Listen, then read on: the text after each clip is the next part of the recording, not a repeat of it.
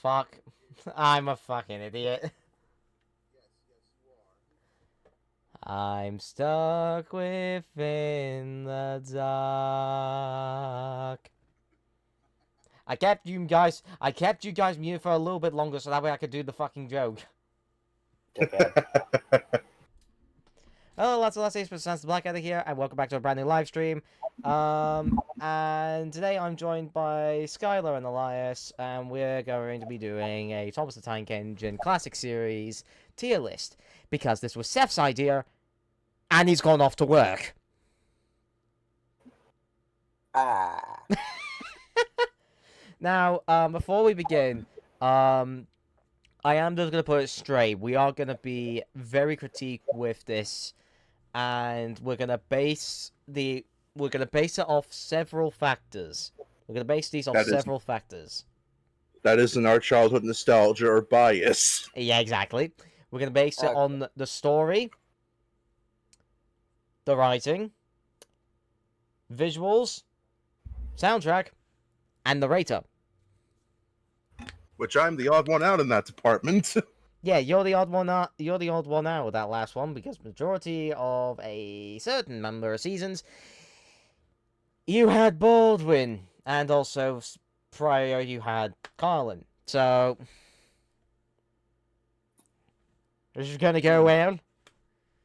Speaking of Seth, he was just streaming a few minutes ago. That would explain why he wasn't available. I did not realize that. Anyhow, we're not going to get too far into not doing this, and we're going to get straight to the point. Because... And also because there are screenshots and like titles here, I've got the wiki page of each season open to mention the titles of episodes and the plots that we can't remember. Which, gonna be real, that's gonna happen to me a lot. Which is why I've got the wiki page. I'm the wiki page. It's the wiki man! You can't catch me. I'm the wiki page man. You can't catch me. I'm the wiki man. That sounds really close to saying Wicker Man, if I'm gonna be blindly honest. Except Eeyore, because everyone doesn't behind in the Wicker Man. Right, let's get to it. Alright. Here we are with the list, and it's all of the first 7 seasons. Hooray and hurrah. So, hopefully, this goes well. I haven't modified these in any way because, well, I'm not like that. Unless you guys want to edit them right now, if you want to edit the tiers' names right now. It could be fun to give them a little funny name thingies, I guess. Alrighty, well... Well, I'm not creative enough like that.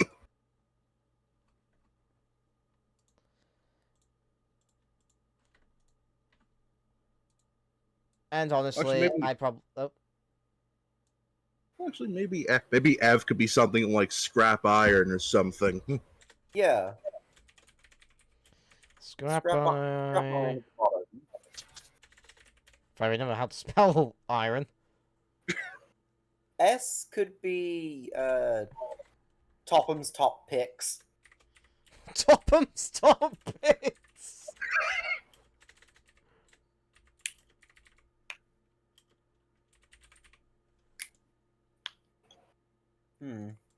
Actually, no. I think I have a better one for the F tier. Yeah. The three Ds. Disgraceful, disgusting, and despicable. There we are, the 3 Ds! Okay. Yeah. Okay. We should at least have D as Scrap Iron, so it's a little more. Yeah. It's a little better than the 3Ds. Scrap Iron. A can just be really useful. I was kind of thinking that. I was hoping we'd call one of them that.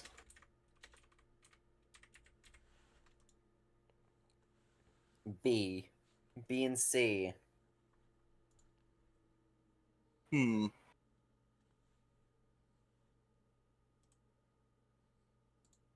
Hmm.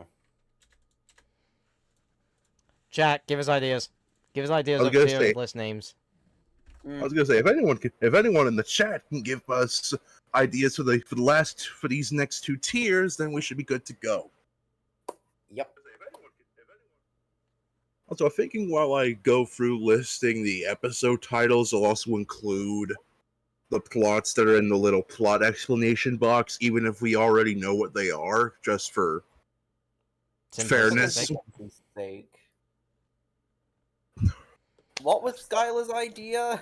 What was Sky's idea? Technically, I think they're referring to what I think they. Hold on, my brain will wire correctly in a second. English, man! This is what an inconsistent sleep schedule does to a man. English, motherfucker! Do you speak it? Okay. Yeah, Jesse, we've already done that for the bottom one. We've just shortened it to the 3Ds. Yeah.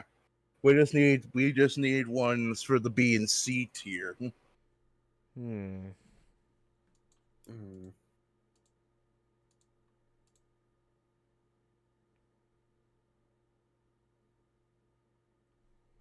Uh-oh, I hear sirens outside. They're coming for me. Confusion. Confusion. Confusion, yeah. Makes sense, actually, you doing that.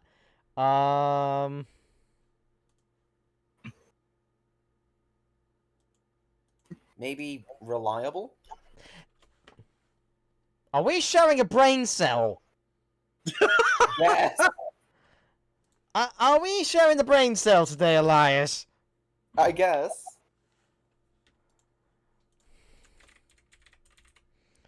There we are. Okay. Right, And there we have it. We have Topham's top picks, really useful, reliable, confusion, scrap iron, and the 3Ds. All right. I hate the Google ad that's on here. And before anybody says ad blocker doesn't work. Seriously, I've tried turning it on, and it's gonna do nothing. Create your order in minutes. Never mind. All right. It actually did it. Holy shit. It Oh, okay. worked. Okay. If we're ready to get started with this, I'll Never start. mind. Never Oh mind. no! It looks like you're using an ad blocker. We're gonna be just like YouTube. There's Jenna! D's? Who's D's? D's nuts! Anyways, if we're ready for me to start, then I'll start.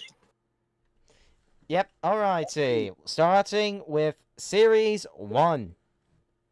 Right. Time to read, which is what I do a lot now.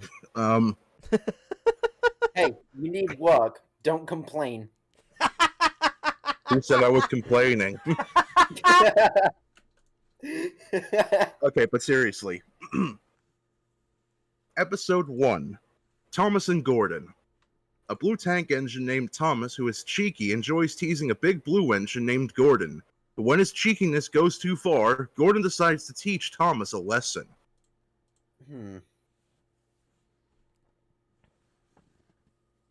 I just looked in the chat. Good boy, Skylar. You deserve an A+ for reading, LMF. Right. Thomas and Gordon. Now, this is the episode that basically technically started it all. This is like the first episode that aired on television. Yeah, that's S1 that's S1E1. Yes. That is the start. Yes. And, Honestly, I am going to say it right off the bat.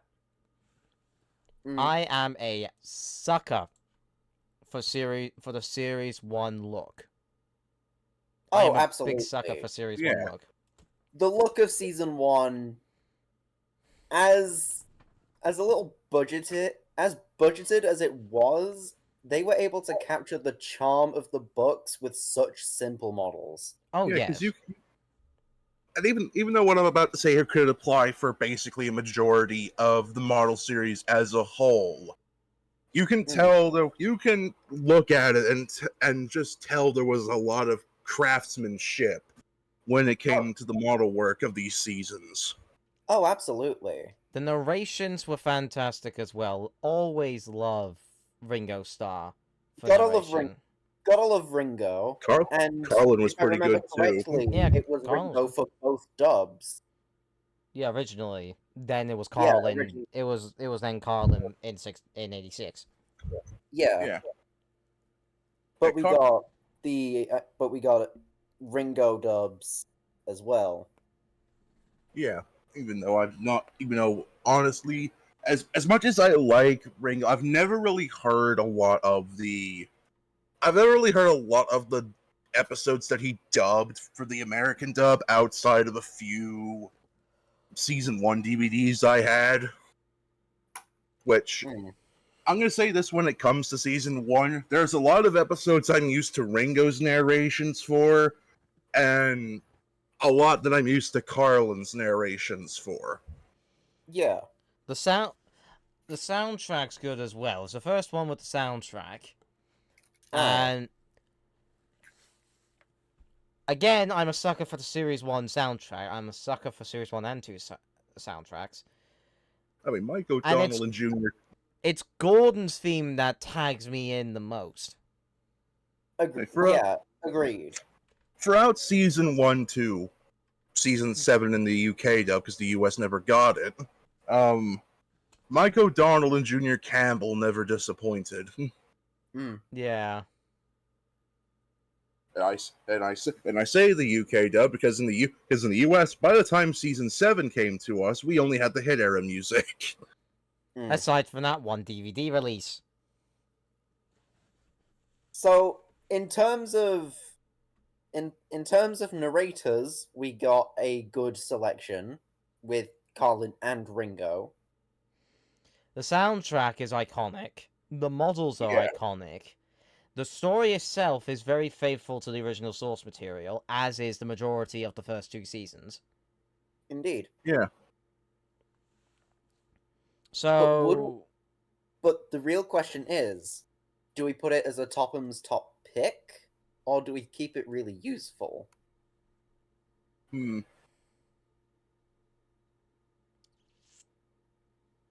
I mean, there isn't anything that would make it go anywhere below it. There's nothing that would make it go below really useful or Topham's top picks. But then again, and this is just me talking, like being a little biased, I'm not saying use this. It did start the series as a whole. It did. Yeah. And it's on half of my fucking DVDs. Not even joking. Not even bloody joking. The first episode that pops up on half of the DVDs I own is Thomas and Gordon. So it's obviously very popular as well. Mm-hmm. I'm just gonna say it. Topham's top picks. Yeah. We've got our first one. Thomas and Gordon. The one that started it all is a Topham top pick. Yep. And I'm realizing how grainy my end looks. I think I need to change my window display. Anyway, next one, Edward and Gordon. This is the first one where it merged 2 stories together. Yes, Edward's Day Out and Edward and Gordon. The first 2 stories of the first book. They are pretty faithful, and they are perfect going that consistent as they were, as it is technically implied with. Okay, well, I'm still gonna read this anyway. As I said I was going to earlier. Yep, go ahead. Edward and Gordon. A blue engine named Edward feels upset. that makes the crew feel sorry for him and take him out one day. Then he goes to help Gordon. Not only that, Gordon ends up stuck on a hill. Suddenly, Edward helps him out.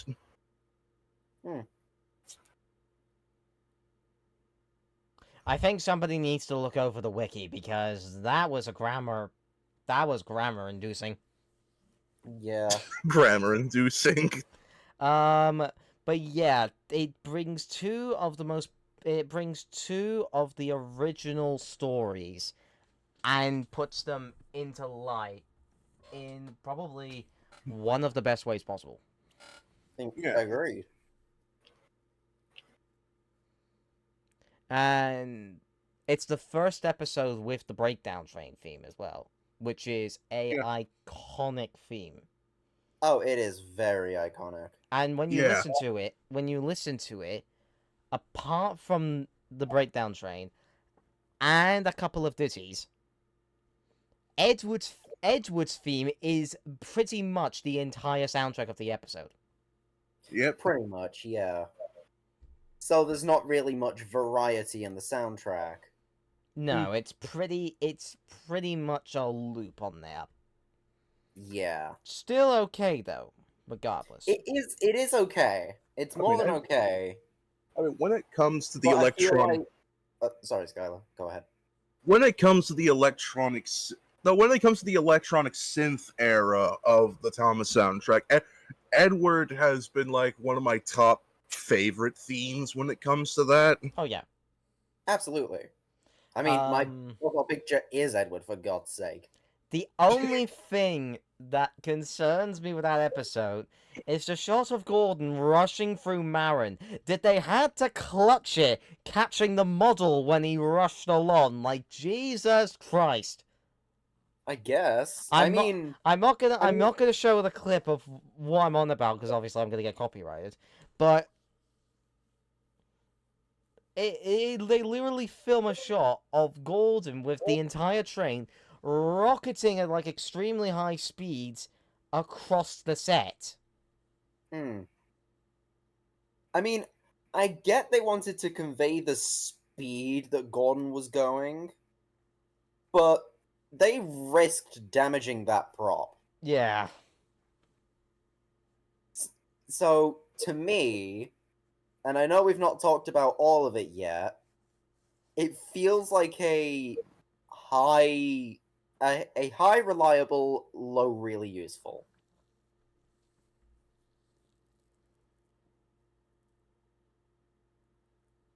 I'd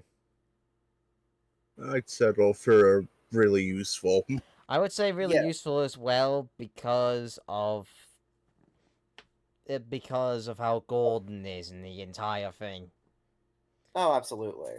Because in the original book, at the start of Edward's Day Out, it says that the big engines would often boast to Edward, and it's just random. It's just one of the random ones saying, "The driver won't choose you again. He wants big, strong engines like us." But in the episode, it's implied Gordon's the one saying it. Because obviously Gordon's been introduced already in the series because of the previous episode. Oh, and then also the fact that that it says that all the engines were bigger than Edward, but then you got James that's the exact same size as him, and then Thomas. Shut up. I mean, I get they didn't have the biggest budget. It was season 1. I'm sorry, it just reminds me of like that thing. It reminds me of that one Thomas and Friends goof video where it's like, no, he isn't. Thomas is president, therefore he is the smallest. See, people going on about that is people that don't know about production. The original, yeah, that and the original story. Anywho's. So, Edwin Gordon, really useful? If I could grab it, that would be lovely. There we go. There we go. The sad story of Henry. One of the Where do we begin? One of the more controversial ones, Kettle. Alright. Episode 3, The Sad Story of Henry. A green engine named Henry believes the rain will spoil his paintwork, and he runs into a tunnel, which he has eventually bricked up due to his refusal to puff out. Sounds about right. And then got an article about it about 20 years later, complaining about it. Which is even more ironic when you realize the fact that the story after this one was only ever written because of because the publishers wanted a good ending for Henry. Yeah. Yeah, Sad Story of Henry was just what it was meant to be for Sad Story of Henry. Yeah, Henry was just supposed to be bricked up in the tunnel and left. For what it is technically the first dark story of the series, but it Technically, definitely yeah. it is handled pretty lightly for TV. the audience, especially It's for also TV. Yeah. It's also the first episode we got the iconic version of Henry's sad theme. Indeed. And, if I may mention, Sir Topham Hatt. Yeah, it's the first episode that he's introduced. Yeah, Yes. as it was in the book, in the first book, that was the story. The Fat Director was introduced. Or as he's called in the television show, unless you're an American like me, the Fat Controller. Or if you are American, Sir Topham Hatt. Sir Topham Hatt. I mean, to be fair, we did pay homage to the US dub with Topham's top picks. Shut. Anyway, the soundtrack obviously fits. It's filmed on one set. It's filmed on the set of Henry's Tunnel. Yeah. I'd say it's 1 to 2 sets because of the intro scene. No, I'm pretty sure that's on the same set. Yeah, it is. You can because I think if you look at the shot when Henry's entering the tunnel, you can see like that little stream area.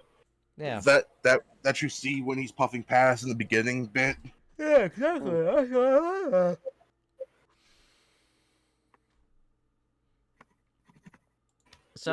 So yeah, it's filmed all in one set, and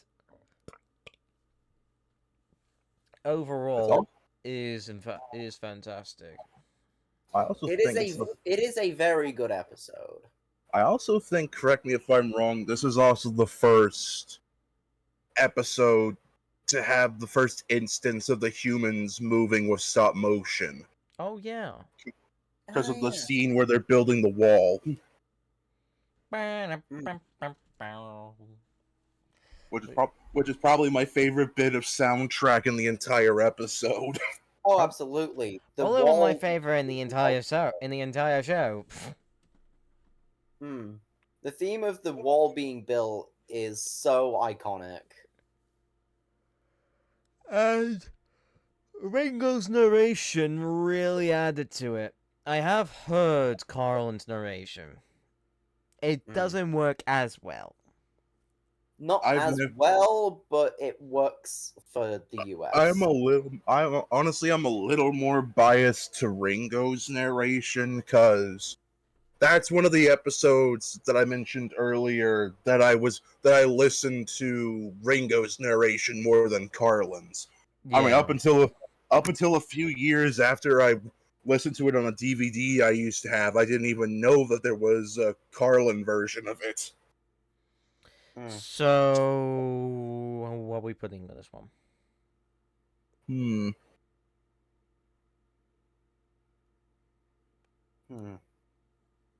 It's filmed on one set, which is good for production, we'll admit. It's a big set as well, so... It is a very big set, so there's a lot of detail. Yeah. The storytelling itself is very faithful to the original book. That whole bit of debate is going to change once we get to series 3, but that's besides the point. Indeed. Yeah. The narrators, we have one clear winner. Yep. And And overall, it's just a standout episode, I guess. Yeah, And I believe it was one of the first episodes to have functioning rain, I guess. Think so? maybe I'm not too sure. Hmm. But where are we putting it? Hmm. Good question. Because I'm genuinely thinking putting it as Topham's top picks. Yeah, I I was saying that. I was I thinking would that too. agree. Yeah, it is also very iconic. It did spark controversy, but that's because people don't read. And But the show's kind of popped up controversy regardless. the question is, do we put it lower or higher than Thomas and Gordon? I'd say lower because it's Thomas and Gordon at the end of the day. Yeah, man, that's what I've Fair. done. Alrighty. All right. Edward, Gordon, and Henry. Or if you're from the US, or Cole. It would be Henry to the because I have rescue. Henry to the rescue, and we forgot to mention with the Thomas and sad Thomas and Gordon is Thomas gets tricked. Edward and Gordon is Edward helps out. And sad story of Henry has come out Henry. I don't fucking know why you had to change the fucking titles, the US. You think I know either? Anyways, Edward, Gordon, and Henry. Gordon goes too fast and bursts a safety valve right in front of the tunnel. Henry is let out of the tunnel to help Edward pull the express. It is meant to be the story that was added on before the books were published. Yeah, Yeah. because the public, because again, like I said earlier, publishers wanted a happy ending for Henry. Honestly, they did it well. They did indeed. Yeah. Wilbert nailed the perfect ending for the book because it ties in all three of the engines together while also making the happy ending for Henry. Oh, this is also another episode that I'm more used to Ringo's narration for. Yeah. Plus, if you watch Sad Story of Henry, you need to watch the next episode. Also, all three of those characters' themes are in that episode. First, it's Gordon's theme, then it's Edward's when he's trying to pull the train, and then it's Henry's when they get the train moving. Side note here, I never really got why they changed it in the television version from Edward trying to pull it to him trying to push it. I don't know either. That is something that's always been on my mind. What I'm sort of thinking is that, well, Gordon was off to the side at that point. Yeah, he was on the siding out of the way. Yeah, and obviously Henry's tunnel is 3-track, and most people say middle is express. So you could just say Edward was following railway protocol and going on, the up line and not blocking the express line, even though the express is fucking stopped. You've kind of just debunked that the whole thing there by just saying the express was stopped. Yeah, I know. Because the express would be the only thing going on that. Anyhow, that's the only critique we can probably go on about with this episode. No, wait. Yeah. Another thing. Gordon's rear axle. Oh yeah, because there's a thing where as he's going across the screen, you can see his pony truck randomly just stick. Yeah, it just goes like ooh.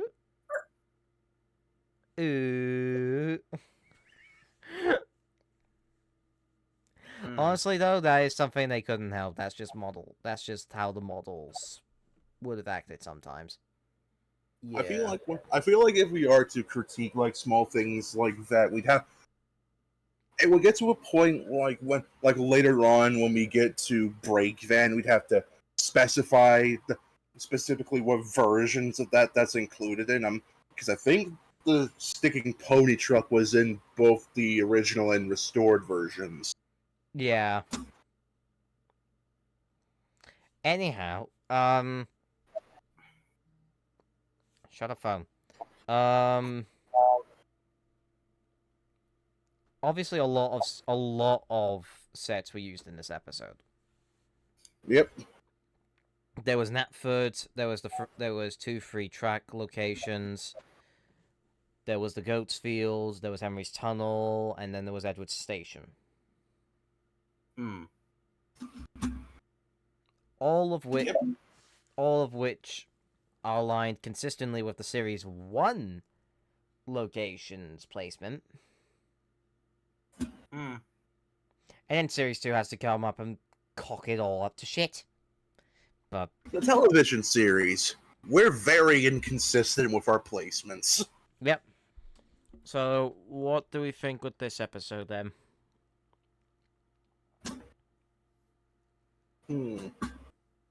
I would put it above Edward and Gordon. Above Edward and Gordon? Yep. Not as iconic as the original or as the first story, but it's still very iconic in its own ways. Yeah. Yeah. Next one. Thomas is Train. Or as I believe it's called in the U.S. dub, Thomas's Big Day. Let me double check that. Big day for Thomas. Close enough. Sad part is that I was about to guess it correct the first time. Fucking idiot. Episode 5, Thomas's Train. Thomas wishes he can pull a train, but his chance comes with unexpected results when Henry is ill. I'm ill.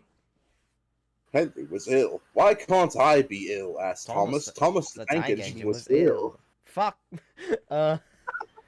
Now this story people have nagged on a bit because of one glaring detail. Thomas not knowing when he's pulling the coaches. Hmm. Now, this obviously has been debunked from the original story because in the original story it's he didn't even leave the yards of Vickerstown before realizing he'd left his train behind. Meanwhile, in the television series, he went up quite far. Meanwhile, in the CGI series, Well, technically, the CGI series also implicated another reason. Well, true, but still, he should have felt the coaches. Hmm. He shunted them before, but regardless, it's still a decent story. Because it's Thomas dealing with the first hurdle of him learning to be more than just a shunter. yeah. Aye. Also, I just really like Thomas's Series 1 prop. I'm gonna keep on going about that. Also, technically, I feel like the reason that they couldn't have it to where Thomas didn't even make it out of the station yard in the television series is because, if I recall correctly, in the season 1 Knapford set, the signal box is not even like 5 meters away from the station. Yep. Hmm. So that would explain it.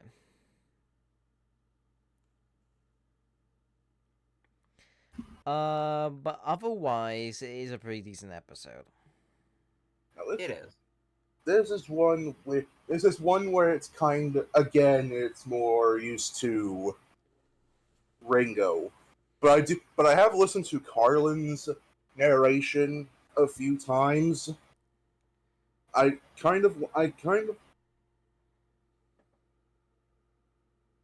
forgot what I was saying now. I was gonna say, go on. I kind of like when it comes to some of the episodes that Carlin has narrated in season 1, how much more energy he has compared to Ringo. Yeah. Hmm.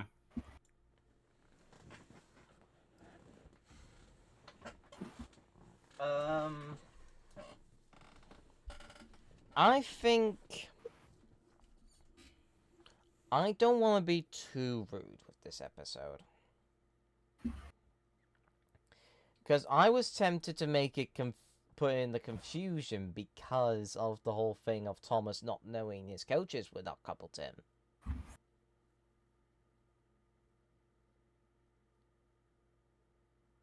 But I don't know.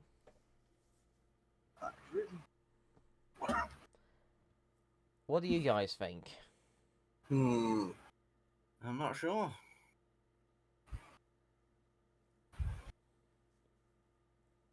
I'm thinking maybe in the middle of Edward, Gordon, and Henry, and Edward and Gordon. Yeah, I think that checks out. Yeah. Yeah, that checks out. Next one. The Thomas and the Trucks, or as it's called in the U.S. dub, Trouble for Thomas. Hmm. Actually, Thomas with that one, kind of makes sense considering the term freight cars is used in the U.S. instead of trucks. Oh, hold on. Well, We just gotta follow. Oh no, it's just a. It's a subscribe on YouTube. It's a subscribe on YouTube. I really need to change that. Joel, Cardigan, thank you for the YouTube subscribe. Okay, continue. like I was saying, technically, we had the term freight. We had the term freight cars from at least season 1 to like a little bit into season 6. Because that's when we started using troublesome trucks a little bit more. Hmm.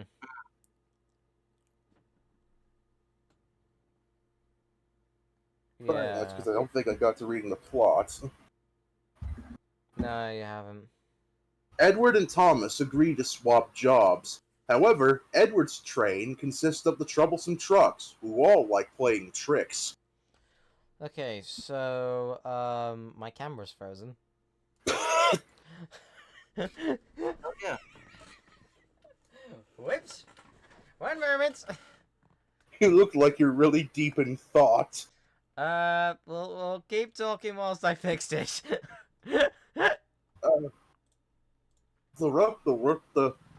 The theme that's used when the trucks push Thomas down the hill is pretty iconic. Oh, absolutely iconic. You can't get enough of. It is also technically This is- the. It is This is also also one technically. that I have heard both Ringo and Carlin's narrations to, and I'm a little bit more leaning to, even though I'm more used to Ringo's, leaning more towards liking Carlin's a little bit more because of the energy he has. I'm That's fair. biased. I'm biased with the Ringo. I could go either way. Thomas could go either way. Dun, dun, dun, Ringo dun, Ringo dun. was good because that's the the voice that thing you wanted. It's also the first episode that technically showed the entirety of the main line of Series 1, aside from maybe one or two locations that weren't shown. It basically shows all of the main locations. And it's also technically the first episode where Elsbridge is first shown. Hmm.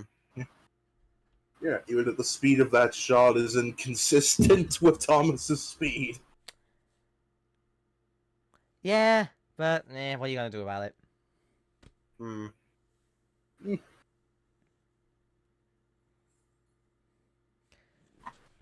But where are we thinking with this episode? I'm thinking it could go in top picks, mostly because of the runaway segment. Eh. But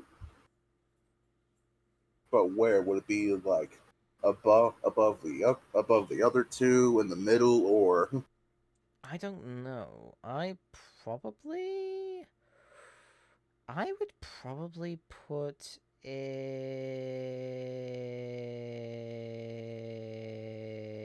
it. Oh, fucking Jesus.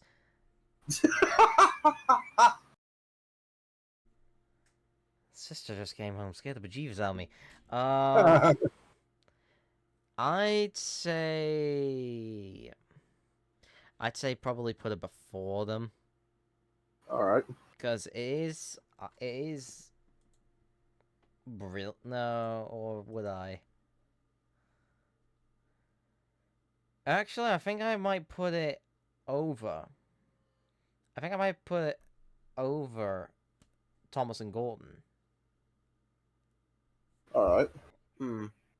Well, what do you think?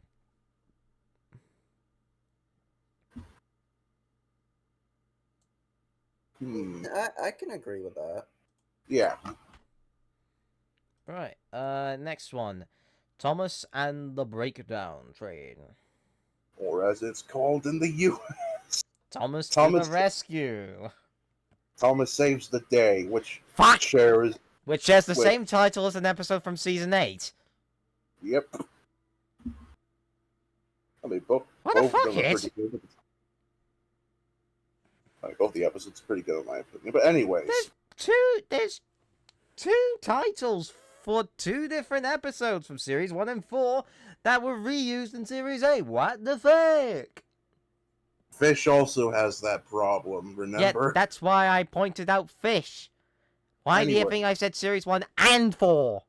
Anyways, Anyway, Thomas, episode 7, Thomas and the Breakdown Train.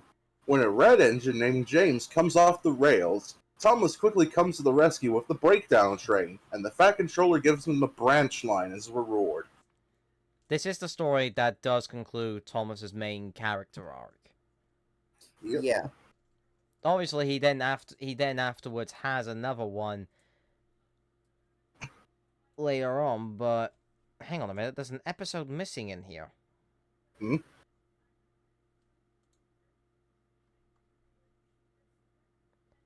There's an episode missing in here. What the fudge? Oh, we'll get to that I'll get to it in just a second, but Yeah. keep talking. I'm gonna try and find it.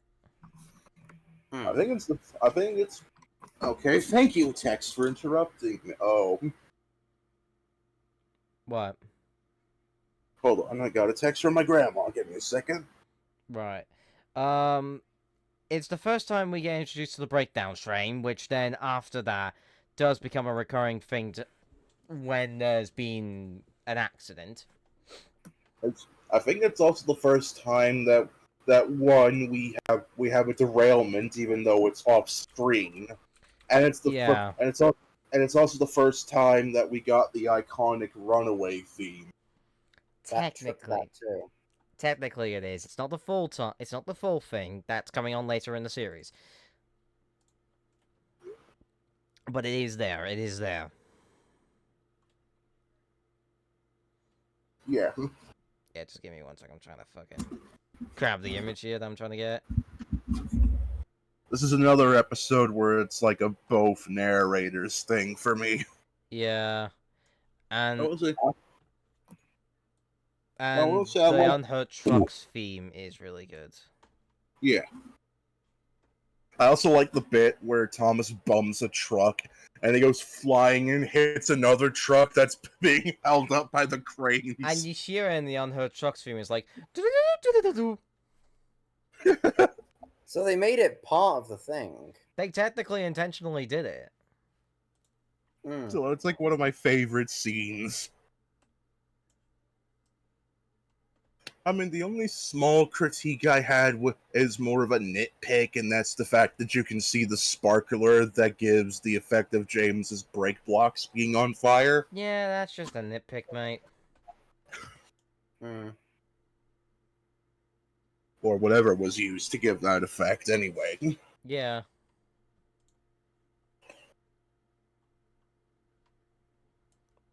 Just 1 second. Seems we've got another. I fixed I fixed it.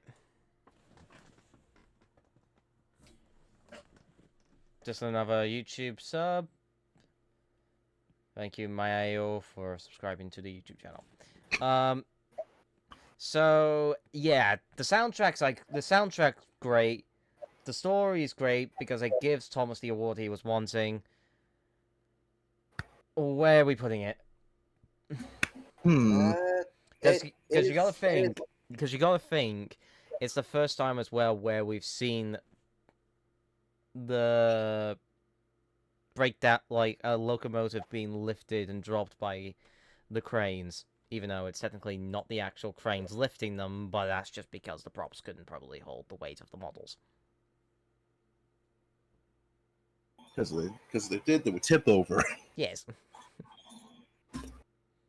Because Jesus, have you seen those things shake in the episode? Mm. Um,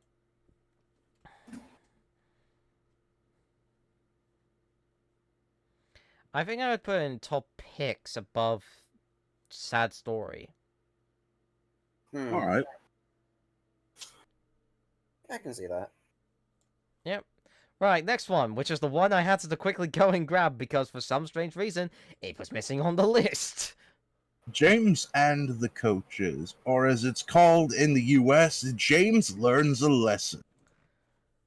Did he learn the lesson though? No. Did he really James learn the lesson? James wets the Fat Controller's new top hat with steam, and then bumps his coaches so hard that one of their brakes failed. James wets the Fat Controller's No, new top. it's just the first two. James wets. James James wets. wets himself. Oh, this is again another episode that's a two-parter from the books, combining James and the Top Hat with James and the Coaches, as per the episode title. And also the man who gave the bootlace is not named in the television version. Nope, he's named in the Railway series. Jeremiah Joblin. This is also another one of those episodes that I loved watching as a kid. You have a leather bootlace there, I see, sir. To the smartly dressed man. Please give it to me. I won't, said the man. This is the one where I've heard Ringo's narration more than Carlin's. Heck, I've still got the DVD that this episode's featured in, James Learns a Lesson and Other Stories, which is a Ringo narrated DVD. It has to be Ringo for me. Because of the way his line delivery was. I won't, said the man. Like, seriously, saying shit like that, the way... Just... Mwah. What else? The soundtrack's good as well because it's actually thinking about it. Wait a minute. Hmm?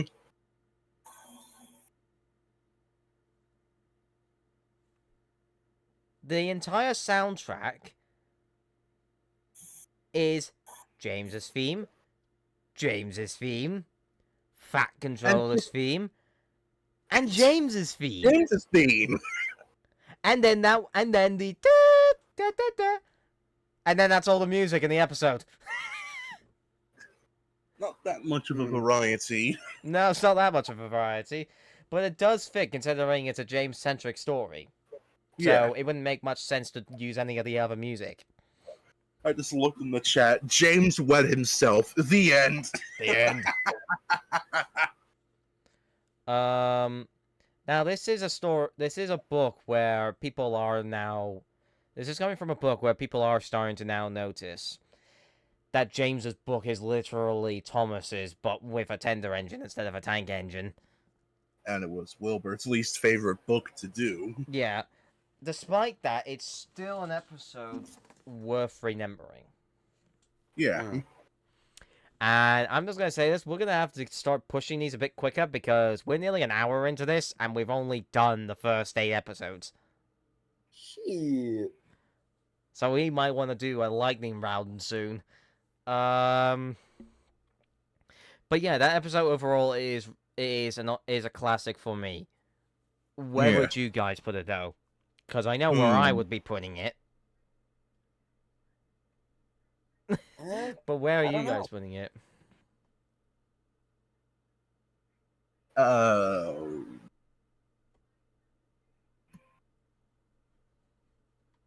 it is another one of those very iconic episodes. Yeah. Yeah. One that a lot of people have obviously seen and shit like that. So, I would say Topham's top picks. Okay. Yeah, I'd say that too. Okay. We'll just put it in there. We'll just put it in there. Next one. Troublesome trucks or foolish freight cars. Yep.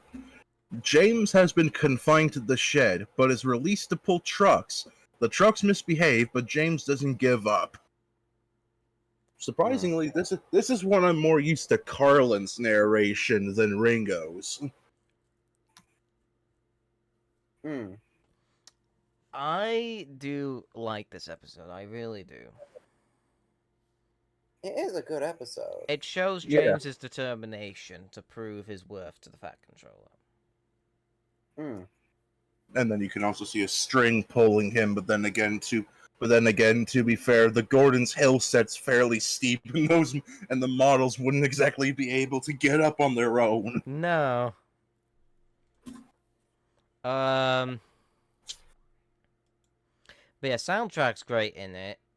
James's triumphant theme is pretty spectacular. You know the difference of it Yep. Yep. from it because it has more strings than his usual theme, because his usual theme has like the bass and guitar, what have you. Yeah. Meanwhile, James's triumphant theme has more strings. So it's meant to be a bit more orchestral and a bit more dramatic. Or Yeah. dynamic, shall I say. That's the more preferred term. Which I believe his Series 2 theme does in a similar style as well. Yeah. It does transition over to a Series 2 theme, so... So, I think this one would go into top picks as well, Yeah. I'd agree with that. but I would probably put it below James and the Coaches, personally. Yep. Because it's not one I watched when I was got on my DVDs, but again, we're not doing this based on our favorites. Yeah. We're doing this based on solely unbiased opinions. Next Yeah. one, James and the Express, another one that I did watch on the DVD. Or as it's called in the US, a proud day for James. Seriously? Yes. Okay, now.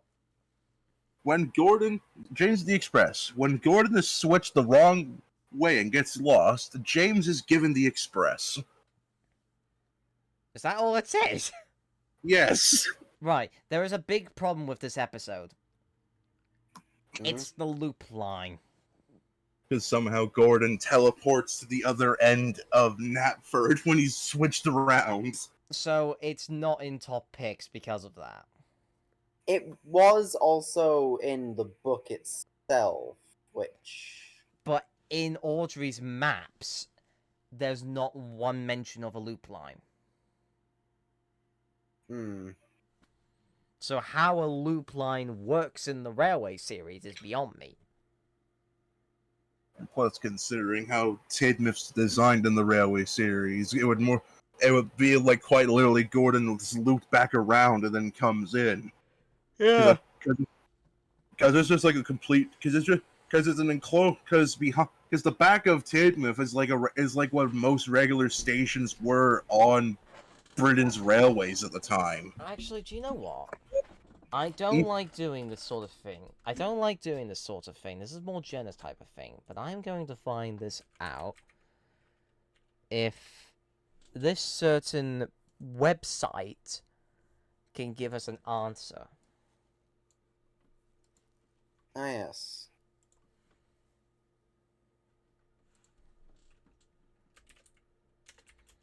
You two can see it, but chat can't.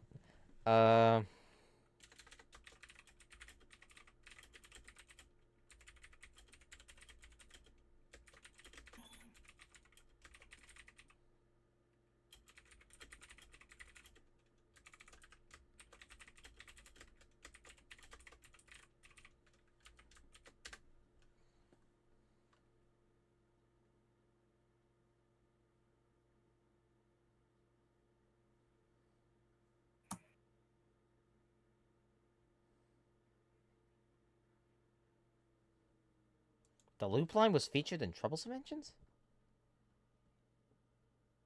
Huh.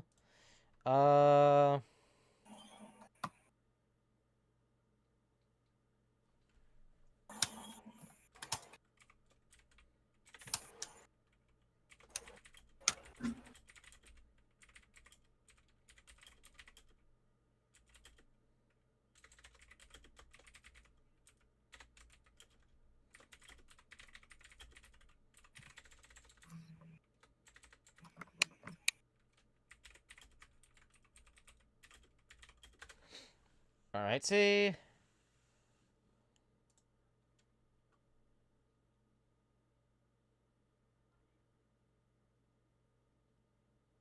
Okay, so,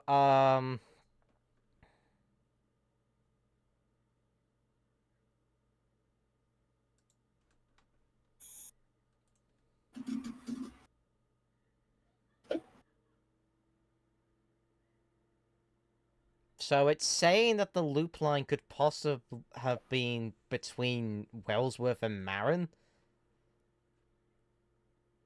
The best I'm getting when it comes to, because I'm looking this up on the wiki. There are like two.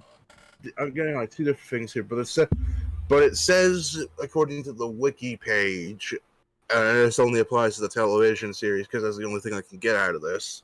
Yeah. It travels between Tidmouth and Ellsbridge before reconnecting with the main line between Crosby and Wellsworth.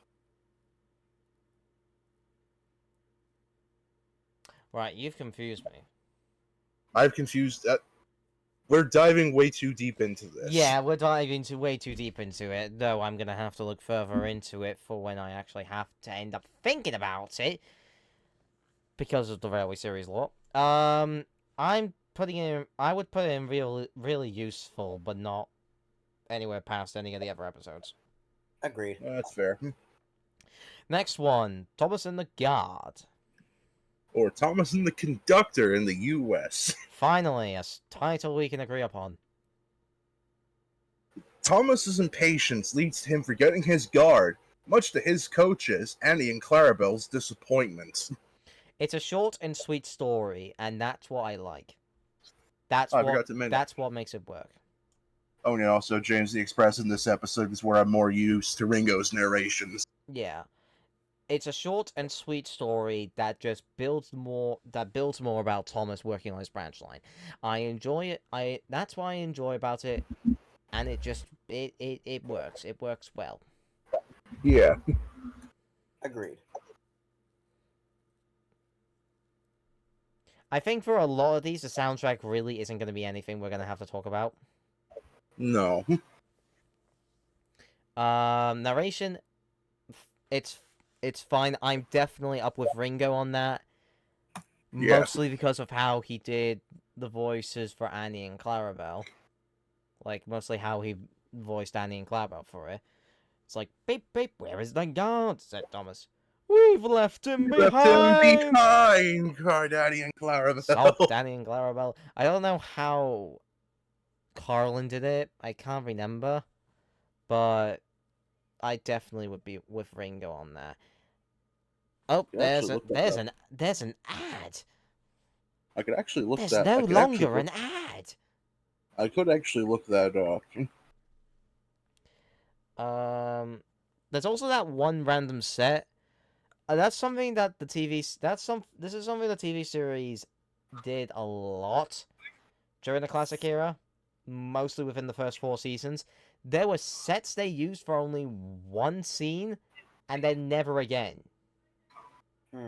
Which technically you could probably say the same thing for the lead mines, but that's besides the point. Okay, I've gotten the bit where Carlin says, I'm not sure if it'll go through my mic, but we've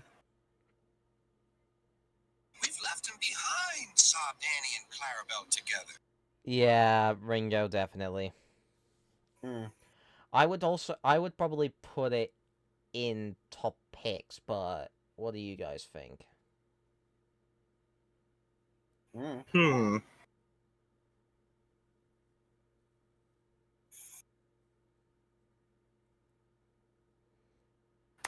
So me personally, I would put it top picks above Troublesome Trucks. All right. And the more we go through this, the more I'm realizing we're probably only going to be able to get through Series 1 during this stream. Well, we'll just have to do lightning rounds then. Because Okay. it's got to renew. Okay. Yeah, don't worry. Right, Thomas Terrence in the Snow. Very iconic. Hold on. In the UK, you skipped an episode according to the wiki. What do you mean? The episode after. Oh, episode fucking Thomas Goes Fishing. Yes. Fucking Thomas Goes God Fishing, fucking damn it. It's not on here. Hang on. which is the exact same title in the US dub. Finally. This thing ain't shit.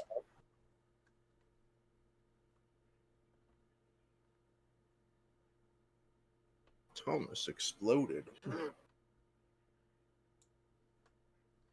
Nope, that's not what I wanted to do. Oh no. I've gone to the wiki page. Oh no.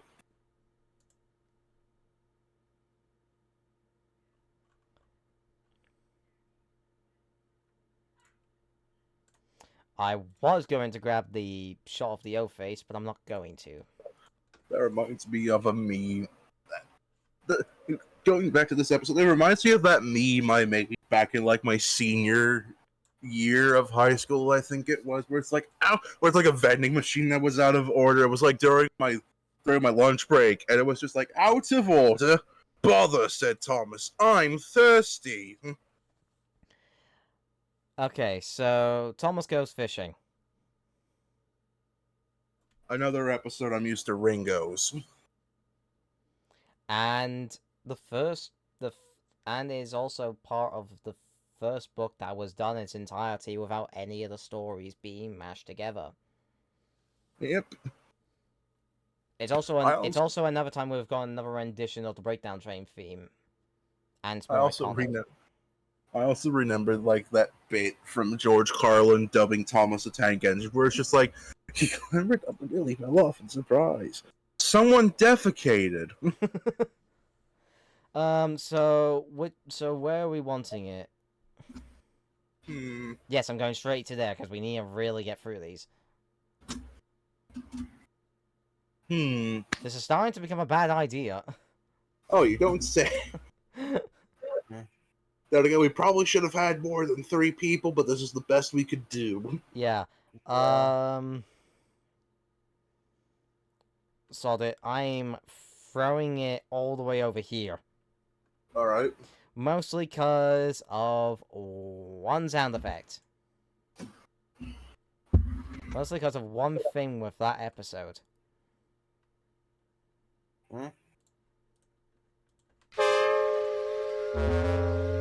Fair enough. Next one. Thomas Terrence in the Snow. Of course, I believe it's called in the US Terrence the Tractor. Are you fucking Yep. Come on! Thomas meets a tractor named Terrence and says his caterpillar tracks are ugly.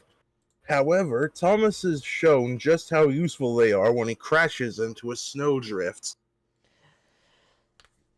The first episode to have snow.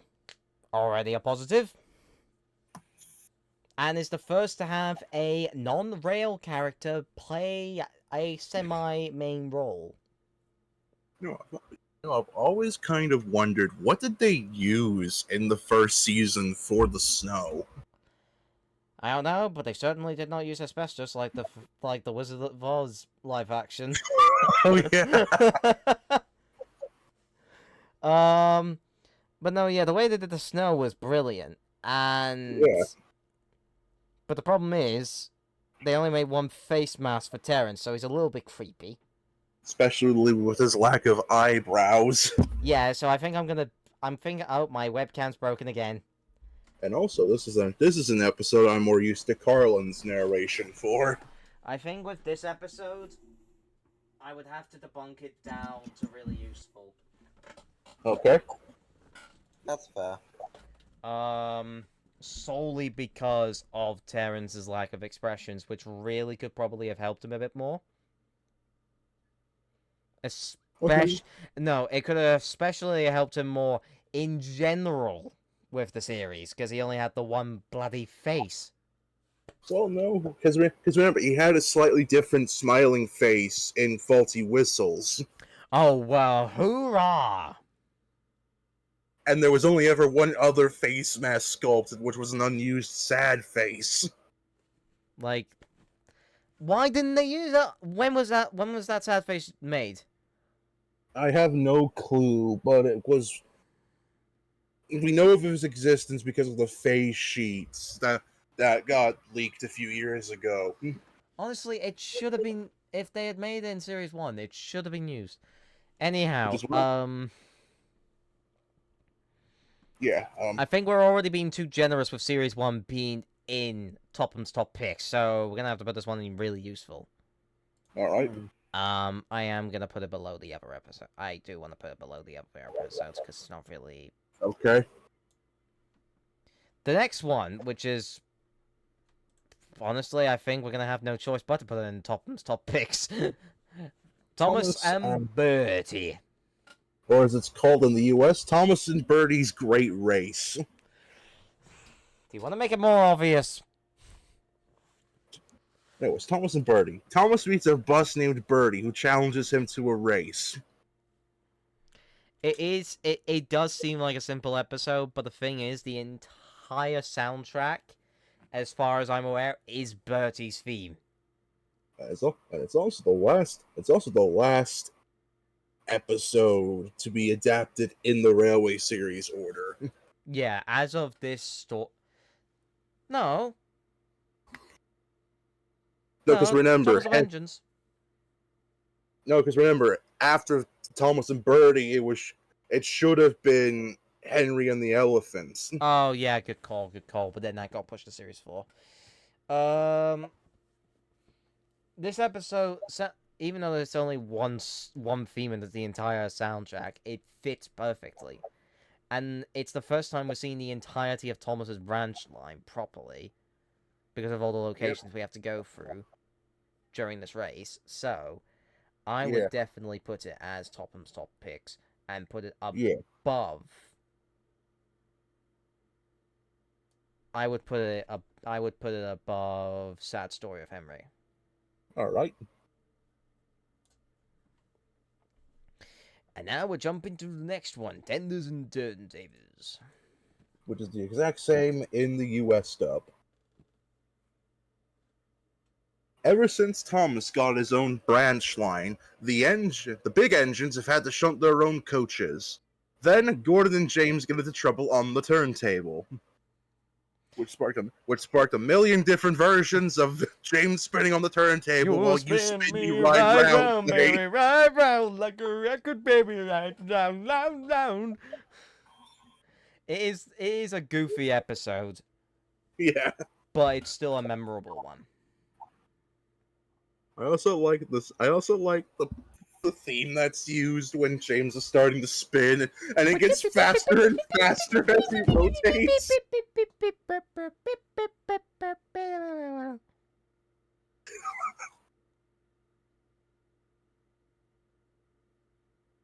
I don't know if you could tell on screen, but I'm rolling my eyes from that. Yeah.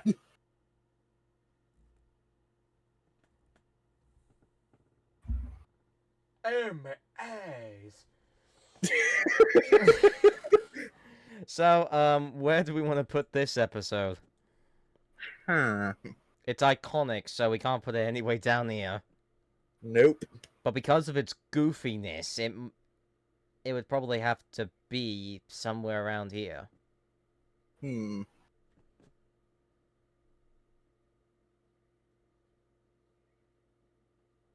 I'd say really useful.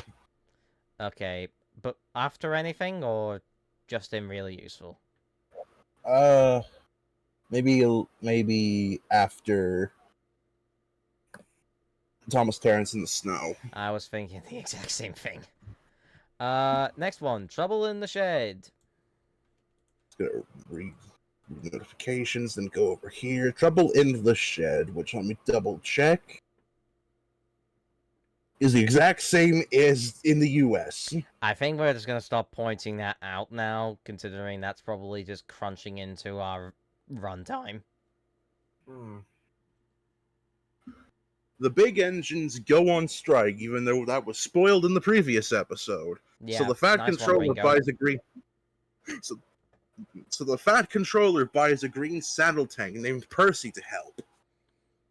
No, he buys a green saddle tank, calls it Percy, and then forces him to work. This is another one where I'm more used to Carlin's. Yeah, I really like this episode. It is a good one. I think from like this point onwards, this is episodes that I'm more used to Carlin's narration for. Yeah. So I think this one we would put into. I think I would put it in really useful above James and the Express. okay. Okay, we're in agreement, shockingly. Next one. Percy runs away. Percy forgets to whistle to the signalman so we could go on the main line, and is so startled by Gordon that he runs away.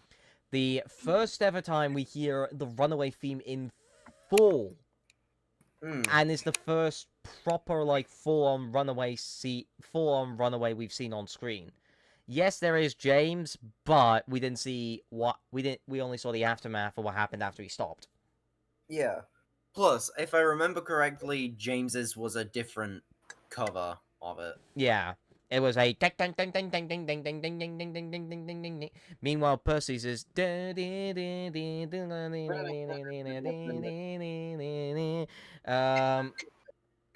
oh no, please don't tell me it's that point. Hello? It's not today. Yeah? I'm just leaving the. So go ahead and pack your stuff and get ready, and then I'm going to call you when I get on Main Street, okay? Okay. But We don't can hear let that, me by the way. because I'm going to be meeting with somebody. They left their phone.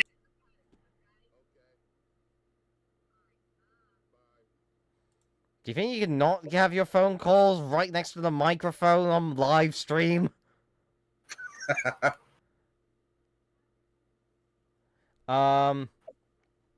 But no, yeah, that is it's one of it is another childhood episode of mine, but I can't do that. Yeah. I can't do the whole biased thing. Yeah. Soundtrack is fantastic, and it's a Percy-centric story. And who doesn't love a Percy? Tertiary. Who I doesn't take love my child to the tertiary. Who doesn't Shut love a good tertiary story? Fuck off, you lot! Fuck off! You little gremlins! This is probably gonna be part of a fucking massive compilation. You're one that's talking about being a gremlin.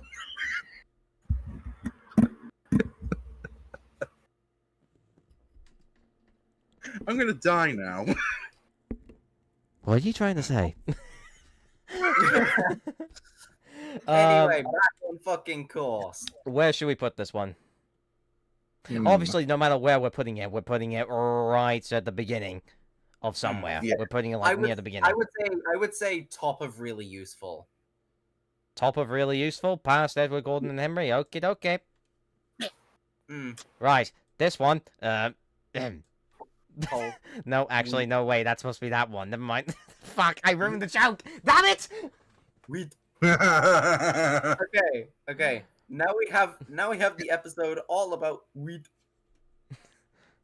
Coal. No, I'm right. It's weed. Perform Cold. well. In other words, performance enhancing drugs. What I type? really hope that doesn't get the stream taken down. Nah, we'll be fine. Anyways, coal. Cole. It is another one of those very good episodes. Which I'm Very waiting for straightforward. Skylar to speak.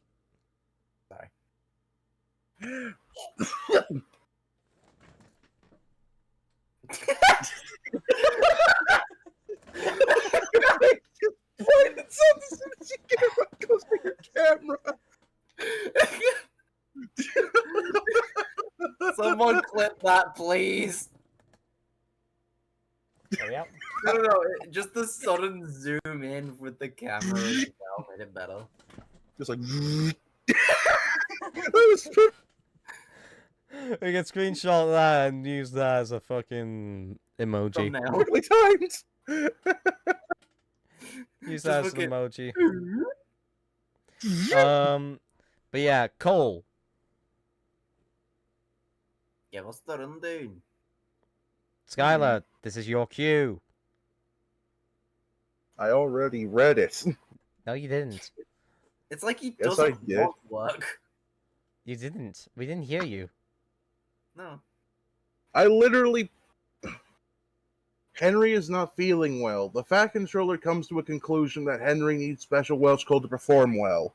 There we go. I literally read it earlier. How I could didn't you hear not you. hear me do it?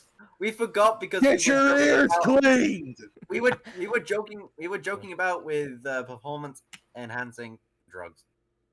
That I brought it up after I read it. Joking aside, I do actually might need my ears cleaned.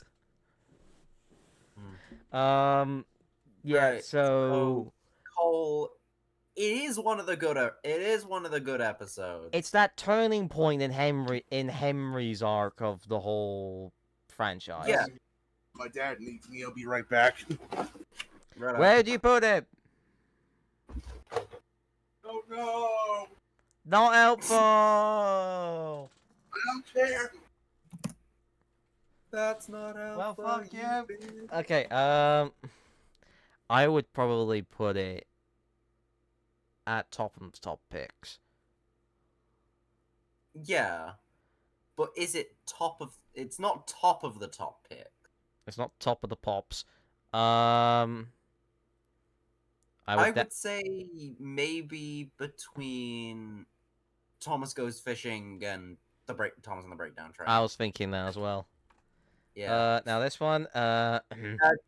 um, That just goes top. That just goes top of the top. That's moving top on, of the moving top. on. We don't even have to talk about it. It's that good. No need to argue. It is fact, and anyone who thinks it isn't shall burn in hell. Whistle. Okay. Next one. Whistles and sneezes. Well, actually, I should probably say what the title. What I probably should say.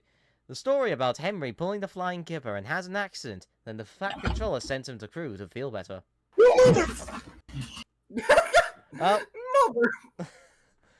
Oh. Right, we've already done the next pick, but we need you to read the plot. Yeah. Henry is chosen. Henry is chosen to pull the flying kipper. However, ice jams the points and snow forces down a signal leading Henry to crash. We weren't on about that one. No, you were. Yeah, I was on about that one, you dungle bean. Fair enough. I am a dungle bean. All right, Whatever next that one. Whistles and sneezes. Gosh, Gordon this feels- equals easels. Gordon's. Okay, this is where grammar goes to die. Great. Gordon's feels foolish when his whistle jams and Henry later sneezes at some trouble making boys. And does something completely illegal as of the 1960s. Are we gonna bring up the original publishing of this book? Why do you No. think I fucking said? Okay. Anyway, so yeah, it's another one of when it's two-parter story, skipping our story that will be mentioned in series 3. And the episodes do work well the stories do work well together, so I would definitely put it. I think I would put it in Topham's top picks All right. over Sad Story. Yeah. Next one. Toby, a stout gentleman. Nope. Okay, moving on. No, okay. A brown tram engine named Toby and his coach Henrietta meet the Fat Controller and his family on their holiday, but their line slowly closes down. It is one of those. It is another one of those sad episodes, and half of the episode doesn't even have music, Yeah. which just adds to it. It's definitely in Yeah. top picks, Definitely in top picks. Yeah. and I'm putting But it it's not- right. I'm putting it right next to Flying Kipper. Don't care. It's so sad. I will say it feels like we're putting a too much season 1 in top picks. We are. That's a problem. Yeah. Maybe we should move some of the lower ones down to really useful. Which Maybe. ones? Which ones do we want to move? Maybe Trucks and Thomas and the Guard. Okay, I'll move them down.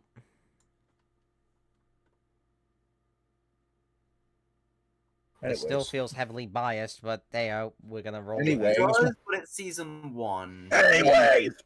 Yeah. Thomas and the Guard. No, that's Thomas in Trouble. Sorry. Thomas in trouble with the police. Thomas in Trouble. Funny. Thomas Thomas gets in trouble with a policeman. No, sorry, a policeman. When the Fat Controller when the Fat Controller hears about it, he buys Toby and Henrietta. And then gets a phone call.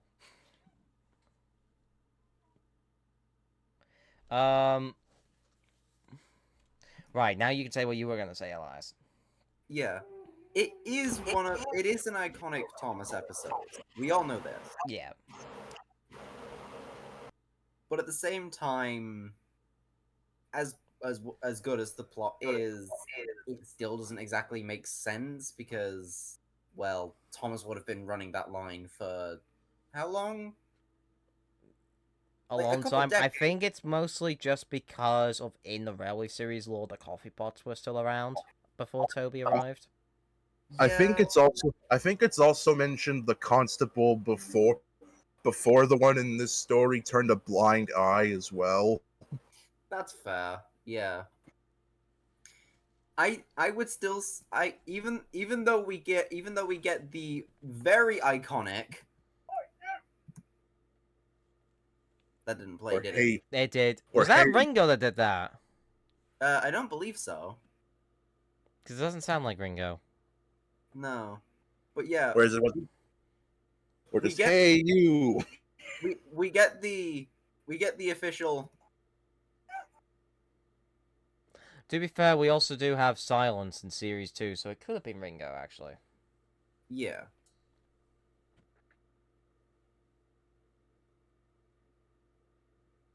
Anyway, And then I think... if it was me.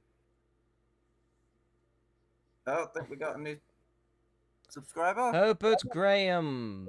Thank you for following... Thank you for subscribing on YouTube. You're gonna have to do this without me for a little bit. Okay, That's okay. fair. I think we'll put it like at the very end of really useful. We need to put some of this in. We need to put some of the stuff in reliable. I was gonna say put it in reliable Okay, fair enough. because the next episode goes in really useful.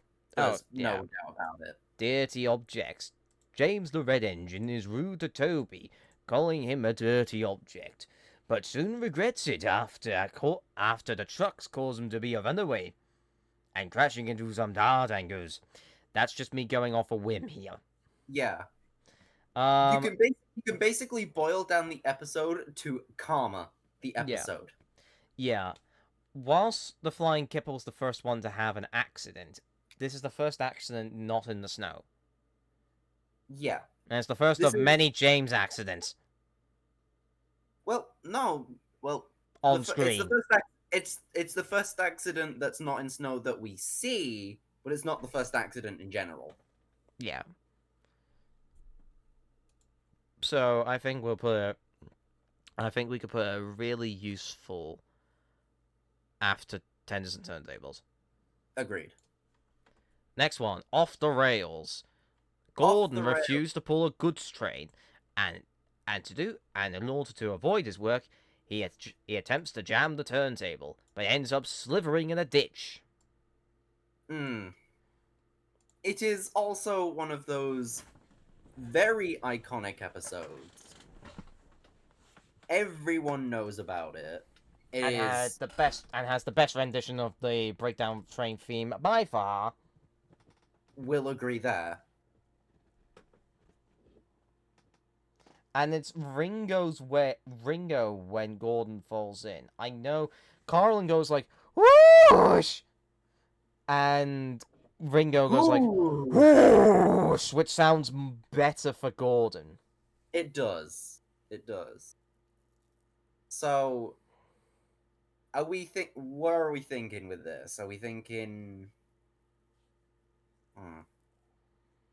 I'm thinking it could be in. Oh, really wish we put some more of these in reliable. Once we get a series 2, there's gonna be a lot more in reliable. I can tell.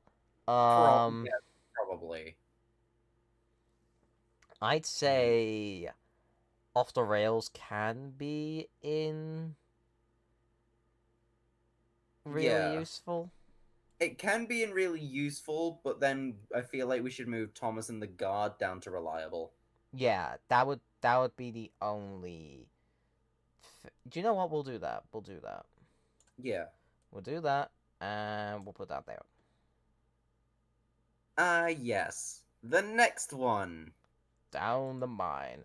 Thomas teases Gordon about the time he had slithered into a ditch, but gets his comeuppance when he goes to collect trucks from a lead mine and goes past a danger sign. Once again, Karma, the episode. And is also the episode that started everything back in That is very 1983. true. We have, now that we know the pilot exists. So the coffee Okay. pots and so the coffee pot engines were scrapped besides Clint. Now all the coffee pots were scrapped in the railway series. It's just in the CGI series kerfuffled that a wee bit. Okay, so are we going off of main season 1 or are we going off the pilot? I think just to be fair, we're going with the main one itself. Okay. Then it is a very good episode. It is a good episode. Yeah. But there is one thing Just that keep I talking, will don't say. say. There's one thing about the episode I will say. Yes. And I'm sure a lot of people will agree with this, and I'm bringing the pilot up again. We should have gotten the pilot accident for the episode. Yeah, the way it was handled in the pilot was better, but we're not debating with the pilot on this one. That's not Yeah, how the I know. story's going. I know. It is a very it is one of the most iconic episodes of Thomas and Friends. It's very It's that one episode it's the one where everyone was able to confirm it was used for the pilot. Yeah, because of one specific shot. The iconic shot where Thomas is passing Nafford. Indeed. Ringo's now to not stray too far from what we're meant to be actually saying, and so that way we don't expand the runtime too much. Ringo's narration in it was really good, as Carlin was kind of. The accident again could have been a bit better. But overall it was good, and the danger theme. This was the first time we heard like the full proper version of the danger theme as well. That is true. Because the danger theme was around, it was just mixed in with other themes. I myself, I would say it's a reliable, but it feels like it would be a low really useful at the same time. I think we should put it in reliable right there. Agreed. Right, next one. Oh, wait. But what's this? What's this The- sitting at the bottom for no peculiar reason whatsoever? The that, original I, part. that I totally did not just spend the past 5 minutes trying to get the image. Mm, right. So we have the pilot. Again, to we go can't say much else because there's only Ringo's narration for this, Agreed. Yeah. and the It's only Ringo. music that we all know from it was Is composed for the republished version of the Yeah. pilot. But what definitely makes it better than the official episode is the crash. It is the crash, and we get to see more close-ups of the models themselves. The problem is the models themselves with their reliability because they were prone to be unreliable during production. That is very fair. And it's kind of easy to tell. Yeah. So I think we would put it in reliable, but above down the mine. It's down above the official down the mine. It is the top of reliable, I would Yeah. say. Top of the top for reliable. And there is nothing else that's going to be able to top it off on reliable. Mm-hmm. I'm probably gonna contradict myself in half an hour, but that's besides the point. Thomas and the Christmas party. A story where Christmas time is fast approaching, and Thomas wants to make a special Christmas party for an old lady called Mrs. Kindly, who saved him and his train from a landslide the year before, which did not get its own dedicated episode. What the hell, Brit? Until season 2. Until season 2. I think they adapted. They did do the landslide one. They did do the landslide for an episode, didn't they? No, it was only shown in the flashback of this episode. Ah, yes. They should have done it as an entire episode. They should have done it as an episode. Yes. I We think digress. I think I might actually, because obviously I have the books here. I have these Yeah. books here. I could possibly do that for a video. I don't know. I'm gonna see because I've never really done anything with Mrs. Kindly before, and I don't have anything really of Mrs. Kindly. So Hmm. If yeah, I was, I'll if I write. was- I could write it, but I wouldn't be able to Hmm. adapt it. if I was to put Thomas and the Christmas party anywhere, it would be bottom of reliable. Yeah, because it's just It's out a of good place. story. It's a good It ha- story, but it's just too out of place because it just randomly mentions Mrs. Kindly saving them the year before, which wasn't shown in the Yes. series. So children probably would have been going on about it. Jessica, stop DMing me, please.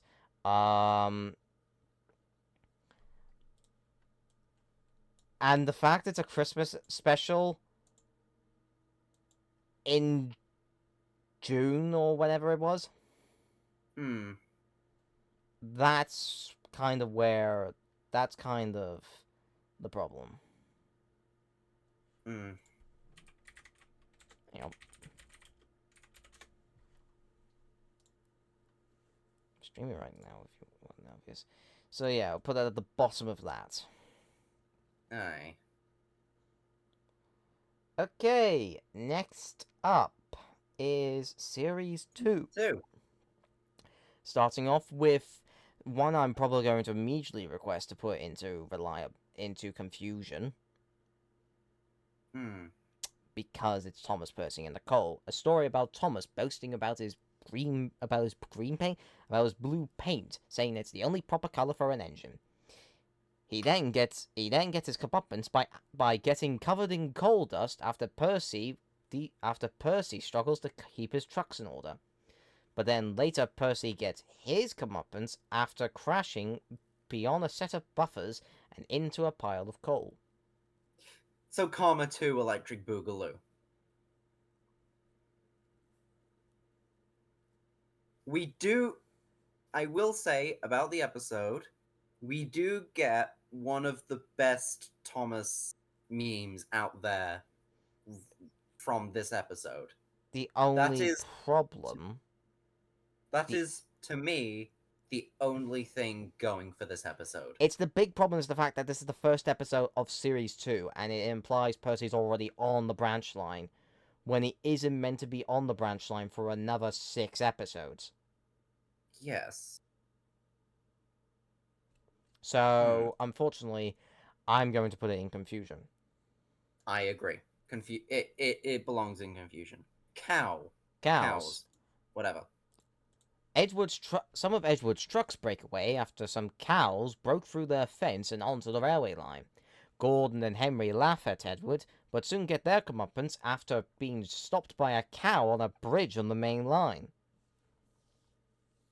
It is a good episode.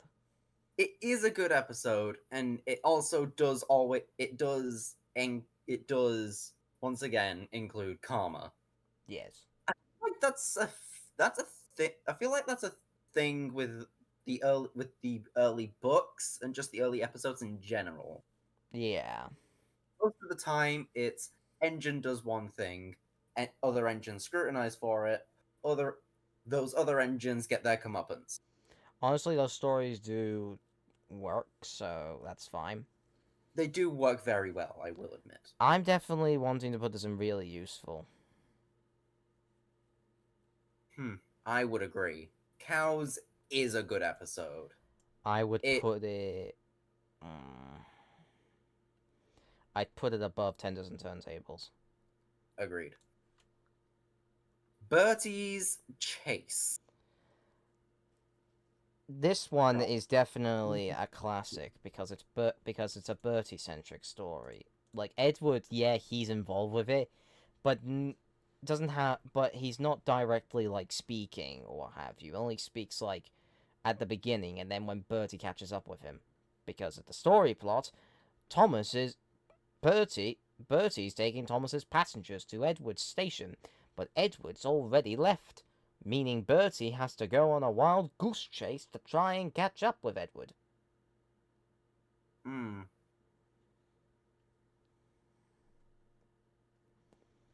tempted to put it in top picks, but I feel like that's a bit of a stretch. Yeah.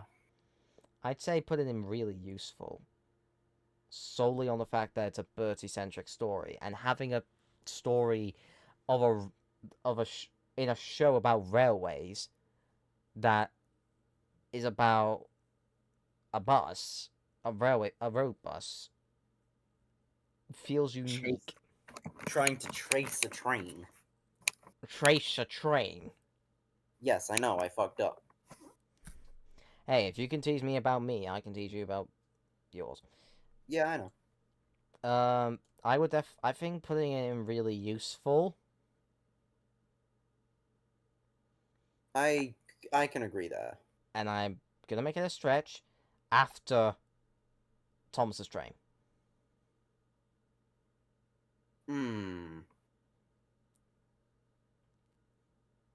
It's a stretch. It is a very big stretch. Though I myself would put it before Thomas's train. Okay. In between Edward and Gordon and Thomas's train. That works. Next one, Save from Scrap. Edward goes to the scrapyard to collect some trucks. Then he finds an old tractor engine called Trevor, who is due to be broken up. But Edward saves him after telling the Vic. I'm going to mute you on Discord in a minute. But Edward saves him after informing the vicar about him, and the vicar buys him to be worked on the vicarage orchard. It is another one of those classics that everyone, It is another story about a non-railway vehicle. Which we do love here.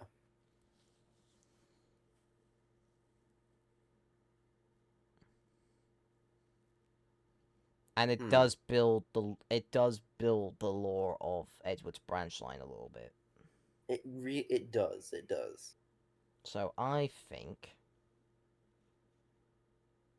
it'd be really useful, but near the bottom. Like, Agreed. between Tenders and Turntables and Thomas Terrence in the Snow. Agreed. Solely on the purpose that this is better than that. Old Iron. Actually saying that, I should probably have put that. I should probably have put these two here then. No. Yeah. Old Iron. I think we all know where that one goes. Yep. Moving on. Thomas and Trevor.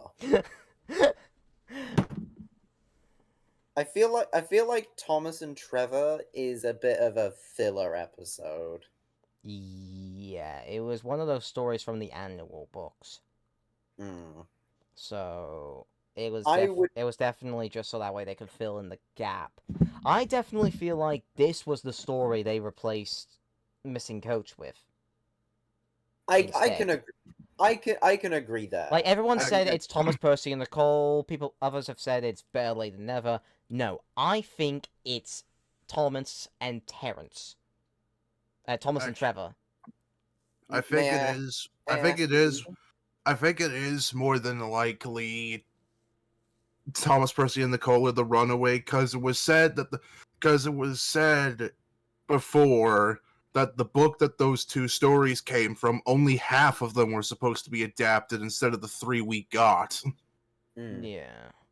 But still, I still think Thomas and Trevor. I'm going full-heartedly with Thomas and Trevor. Yeah. I can see where you're coming from there. So well, I think I would say put it in Confusion. It's filler. Yeah. Put in Confusion. I'd say put in Confusion above Thomas, Percy, and Nicole, because it's still a decent episode. Alright. Percy and the Signal. Percy-centric episode. Great start. Percy enjoys playing tricks, but Gordon and James make a plan to pay him back. It's definitely one of those episodes where Percy's idiocy comes to shine. And it's just Ringo going like, "Stop! You're going the wrong way!"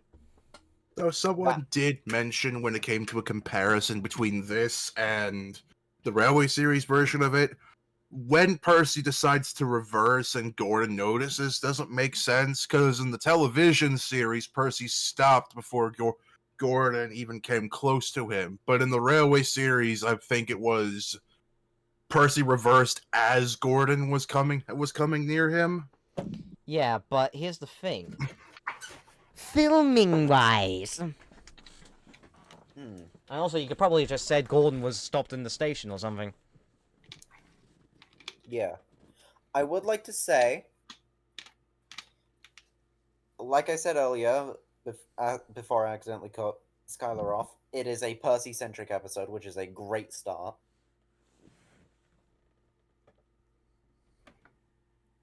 If it was me, I would put it in really useful, but it's kind of already a bit bloated, so I would say reliable, but high in reliable. High reliable, better than what we got, worse than what could have been. Even if it is kind of unfortunate that from this episode onwards, his broken cylinder is on full display. Yeah. Though to me, I feel like the broken cylinder gives him a bit more charm. Right. Percy takes charge. Duck takes charge. Fuck off. It's the same thing. A great western engine named Duck arrives on the island to help Percy and stop the big engines from pushing smaller engines around. My only critique with this episode is that when it says that Duck and Percy are blocking the big engines out, it still goes by what the Railway series had for the Tidmouth Shed's layout. Yeah. Sorry, I could not hear you because Abigail came in.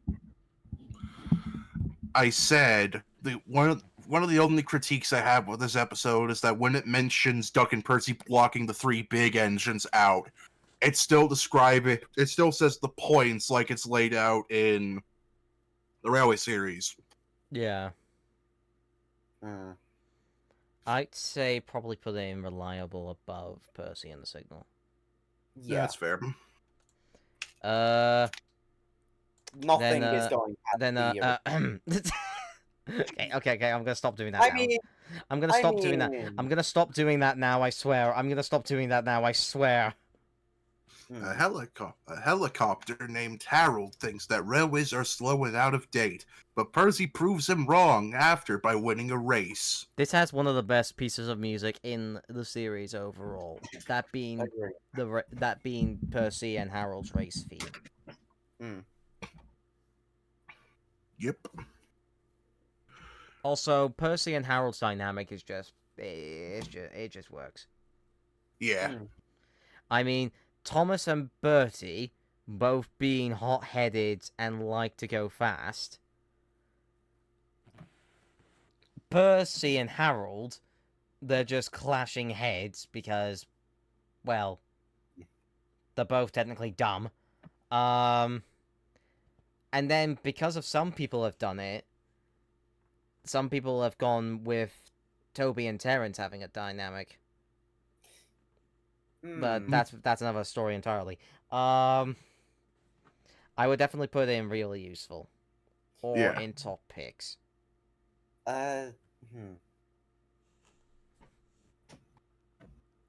Percy. I'd say maybe just so that way we've got more than just season 1 episodes in top picks, like a low top picks. I agree. Whereabouts in low top picks? Let's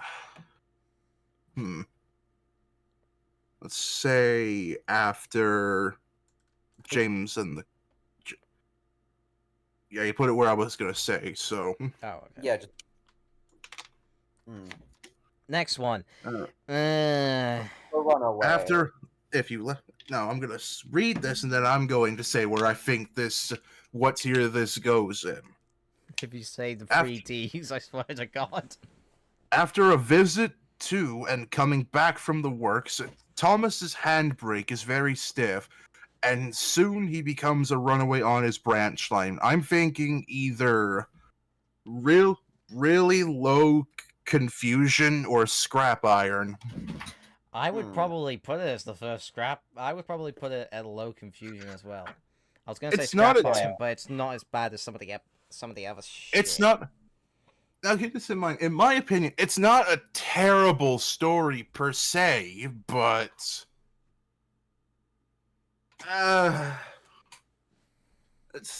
to me the execution's kind of all over the place. Yeah, so we'll put it at low confusion. Now, Percy goes skinny dipping. I mean, takes a plunge. Percy thinks water is nothing to an engine with determination, but ends up getting himself. He runs. But ends up getting himself up to his funnel in it, and I think this is the first episode to have a continuity error of talking about an episode that never happened during the time this was done. That's kind of ruined the story a wee bit, so it's not in top. It can't be in top picks. Definitely either high reliable or really useful. I'd say really useful. It's Percy takes the plunge. Come on, dude. Okay. True. Where should we say about here? Yeah, there. Okay. Next one. Moving on. No, okay. I said I was gonna stop. Why didn't I stop? A diesel engine named Diesel, how original, arrives on trial to work with Duck and thinks that diesel engines know everything and do not need to learn, until he tries to take some old trucks from a siding. And I remember someone doing a goof saying that saying that that what type of trucks they use in the line is inconsistent, despite the fact I think it was both large China clay trucks and 7 planks within the consist. Yeah, it was. Yeah. And Doc nicked the 7 planks. Yeah. So I think the old trucks were represented as the China clay trucks. Well, no, I thought the train that Duck had that he said was the correct one he needed were a bunch of small China clay trucks. The small China clay truck. We can't make that joke anymore. Why can we not make that joke anymore? That was a Richard Jordan joke. Oh, for fuck's sake. I don't give a shit. Anyways, we're not getting into that here. I feel like this was a pretty good episode. I go to Pop Goes the Diesel from the main Thomas channel, and this is what shows up as the ad. Oh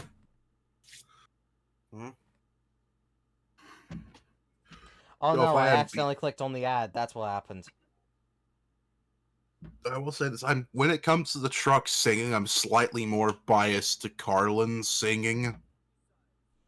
Ringo's better because he's an actual singer. Or, Oh yeah, as I've I said, thought they only had one small China clay truck prop. I guess I had several.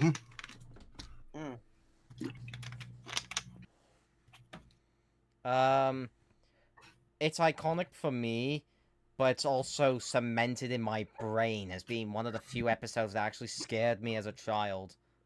Oh yeah, right. Because I think you mentioned in like a very old favorite characters video that Diesel shooting up towards the camera scared the living crap out of you. Yep, I always hide behind the pillow whenever it happened.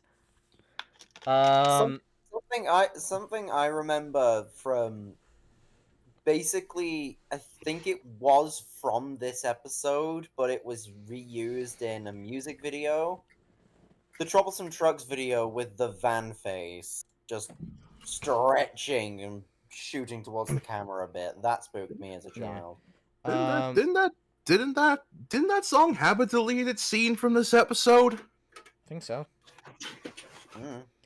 Mm. Anyhow, whatever we pick with this one, we have to pick with the rest of these two. Because they're all three just great episodes regardless. They have to be kept together at the end of the day. But we're still gonna have to read through them either way. Yep.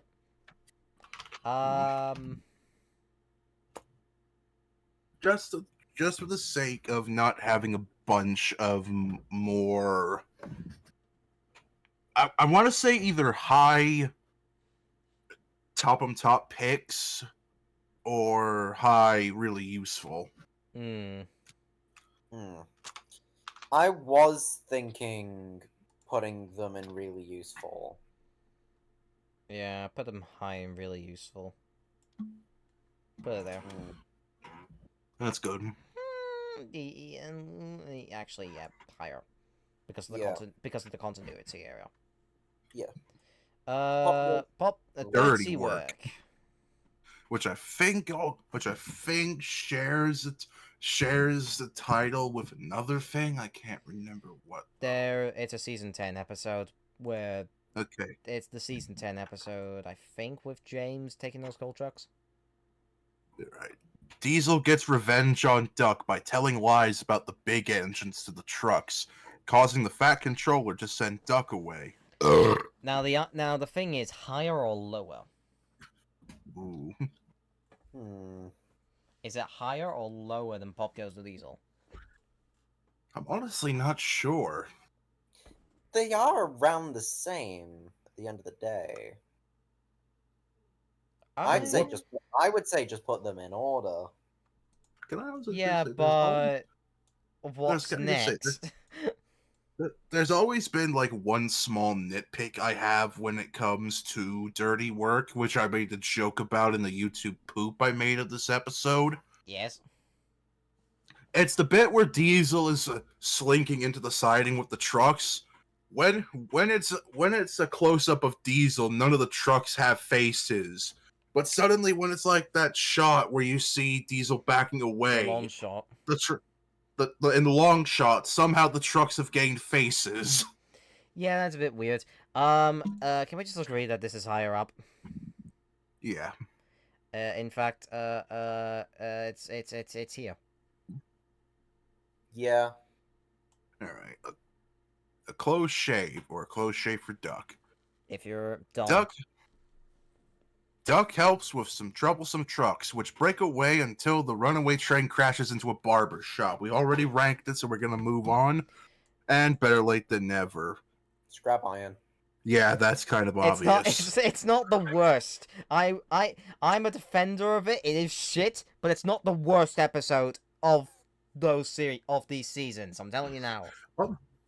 I will say this one thing that boosts it up for me, and then I'll read the plot here. It's got my favorite. It's probably my favorite theme of the electronic synth era of the show, which is the viaduct repairs theme. I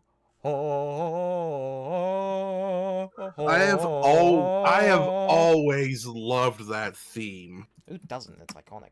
Mm. Anyways, read repairs the bullshit. I mean the story. Repairs on the mainline viaduct are causing delays on the railway, making Thomas very cross. But he learns that there are times when being late is not such a bad thing after all. Which makes no goddamn sense whatsoever, because... And now we get to the duology, where I think I saw someone joke in the chat about Aiden having a bias with it. And they're correct! Yeah. Okay, right. Oh, first of all, fuck you, Brit, for not putting Hollow Twins. Secondly, Break Van. Break van. Well, technically, Hollow Twins would have been put in with Missing Coach anyway. Yeah, that's what Break I meant. Van. That's what I meant. I was saying the title of the episode that it was going to be. Twin engines named Donald and Douglas, whom the Fat Controller have bought from Scotland to help out. Things do not go well for both twins due to a spiteful brake van.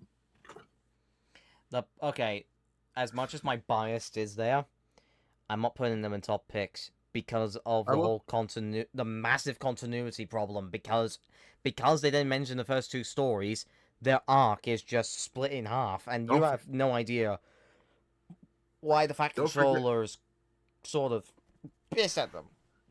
Don't forget the major goof that was done in the restored version.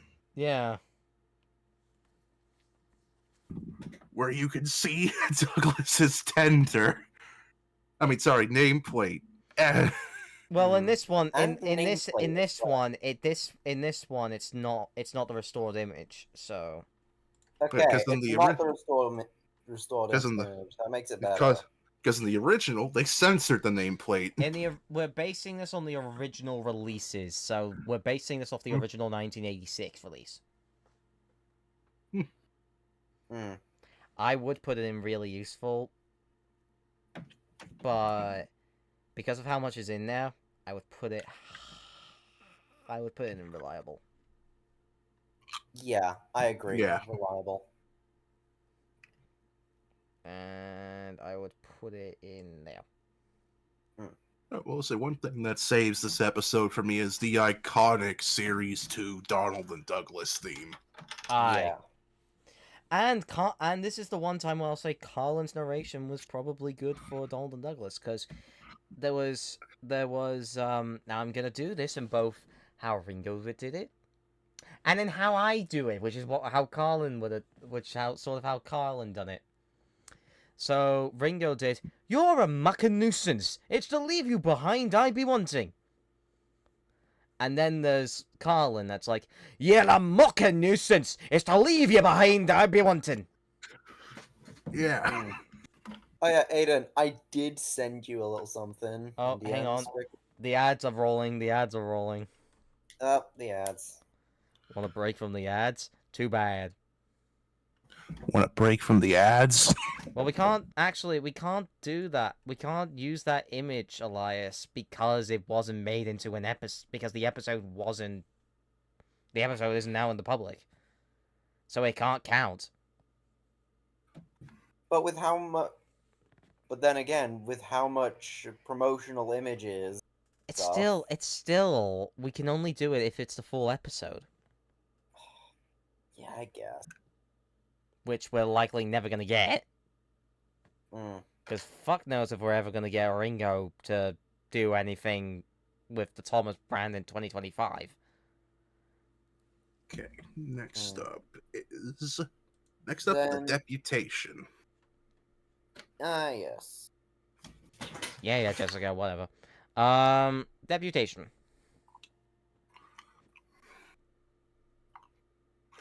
Donald and Douglas are worried they will be sent away and scrapped, but after rescuing Henry from being snowed under, Percy and the other engines try to help the twins out with a deputation.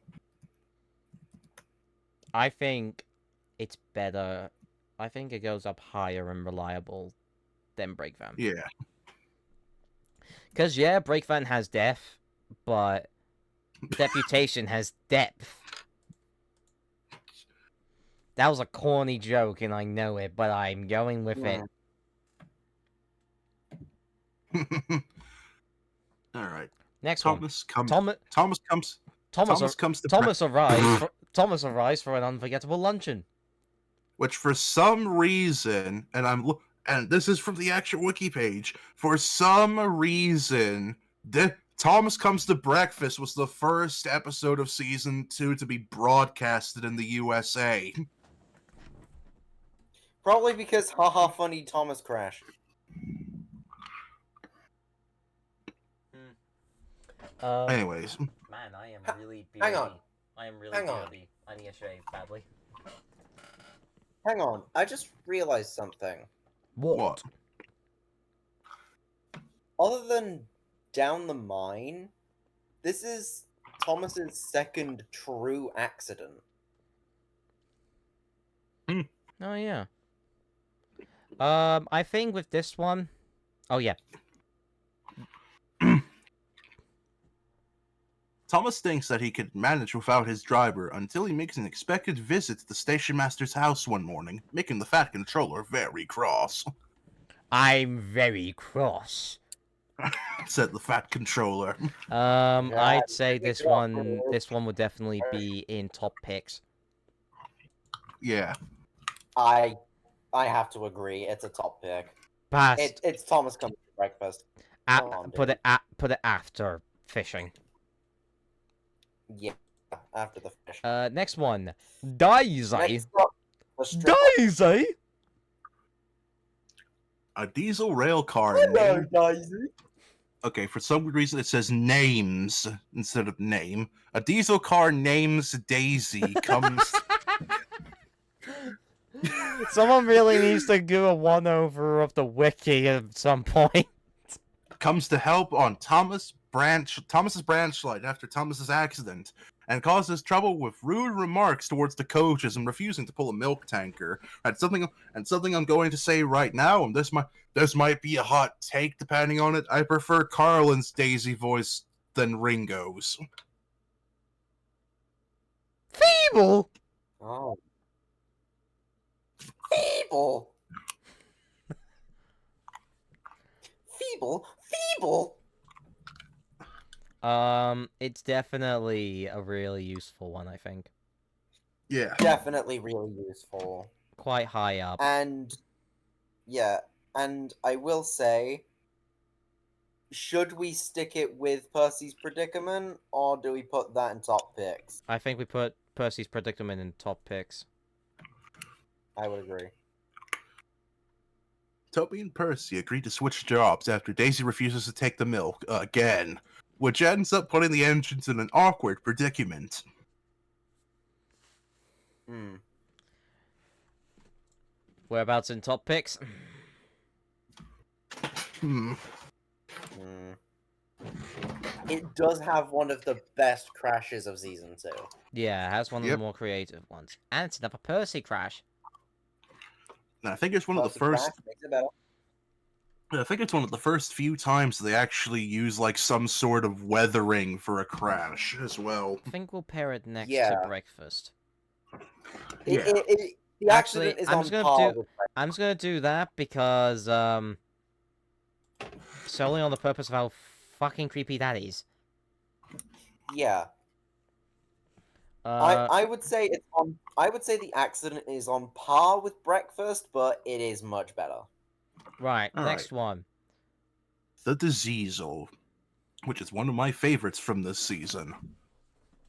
Saddle Tank twins named Bill and Ben think that a Diseasel stole their trucks of China clay and set off to find them, which makes them play tricks on a green diesel engine named Boko.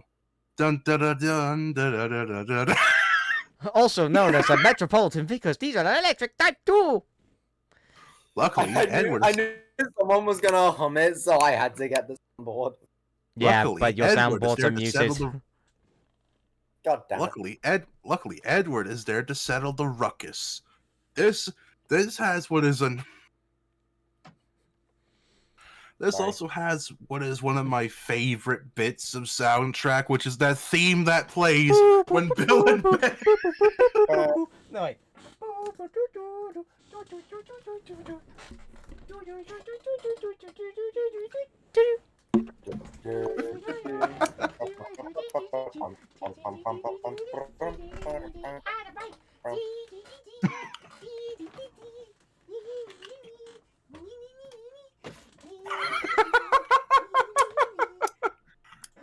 Hang on a minute.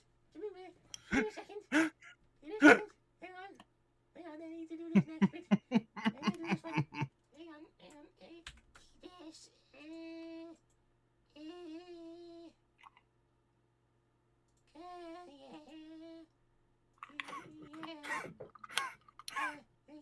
Okay. And then, hang on. Can I easily? Yes.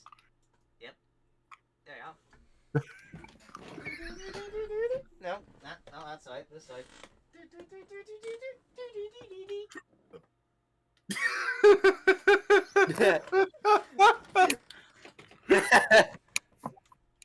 If only you could put a delay on one of them.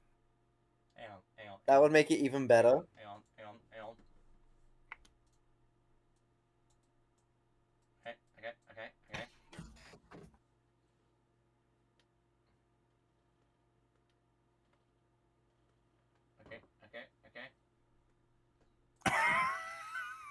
Okay. Hang on. Hang on a minute. I got this. I got this.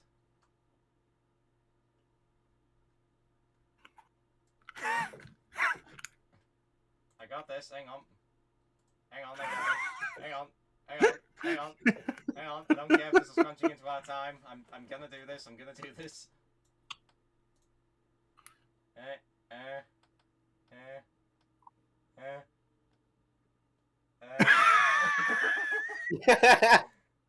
keep that screenshotting that.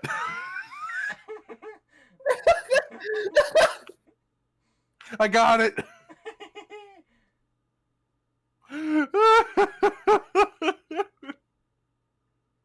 That's going in the museum. Way ahead of you. There you got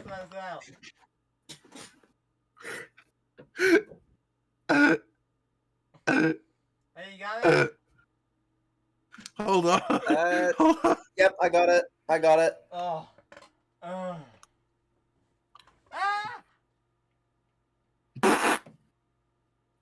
Got another one. Again, like I said, if only you could put one on a delay. There we go.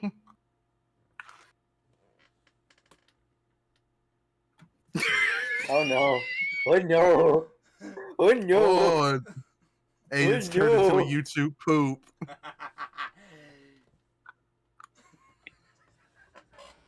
Okay, come on. We need to get season 2 done. Oh, I'm a child. And Jenna has arrived. I'm seeing what's in stream, and this is probably obligatory.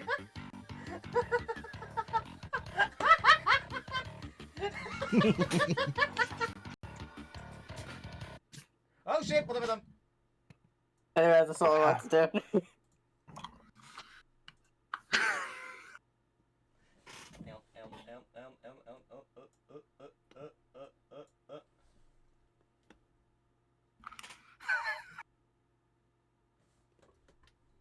Okay, viewers, you do what you want with that.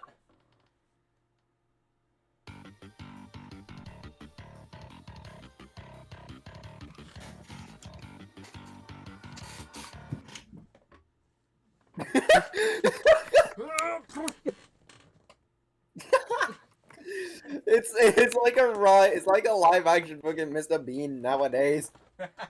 Mm. Mr. Bean the early years. I just go, it's just like... We're okay! Insert the Sonic Spring sound effect here. Barang.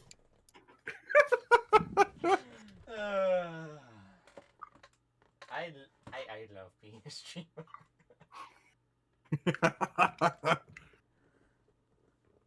Well, It's like Sans and Invert in real life without their powers. well, my head's consumed. Uh-oh. I don't really know what to do. It kind of looks like I've got a Here- bosom.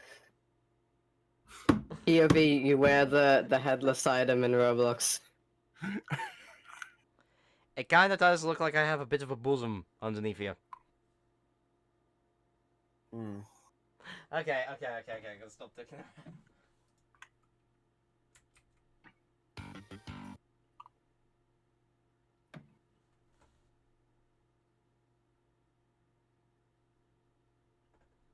Seth, it's called doing a tier list. With a bunch of idiots. Yes. Yes. I really hope you can get rid of there you go. I was able to. Right. Shut up. Right, the diseasel, where are we placing it? Give me a second. I need to bring Jenna's thingy up. And she's in front of you. We love that. Uh-oh. She's the center of the pack. As Right. always.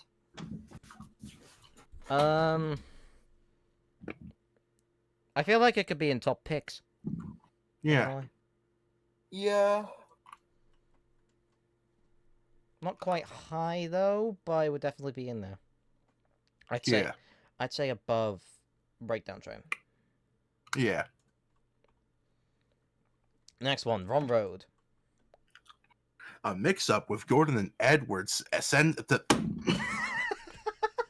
A mix-up with Gordon and Edward ends up setting both engines on the wrong lines with their evening trains, with Gordon ending up being teased by Bill and Ben.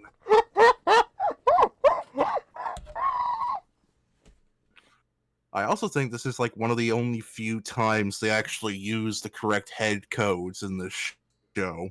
Yeah, so I think you can get pointers. Also, also this screenshot has Edward with no eyebrows, and it looks really disturbing. That's a season 2 problem, though.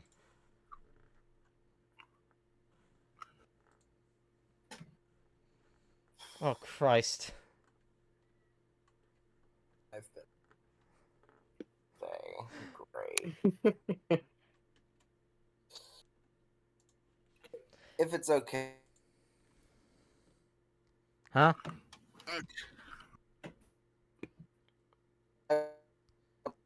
Is she lagging or? Yeah. If it's okay, disappears to the internet. I've been up all night.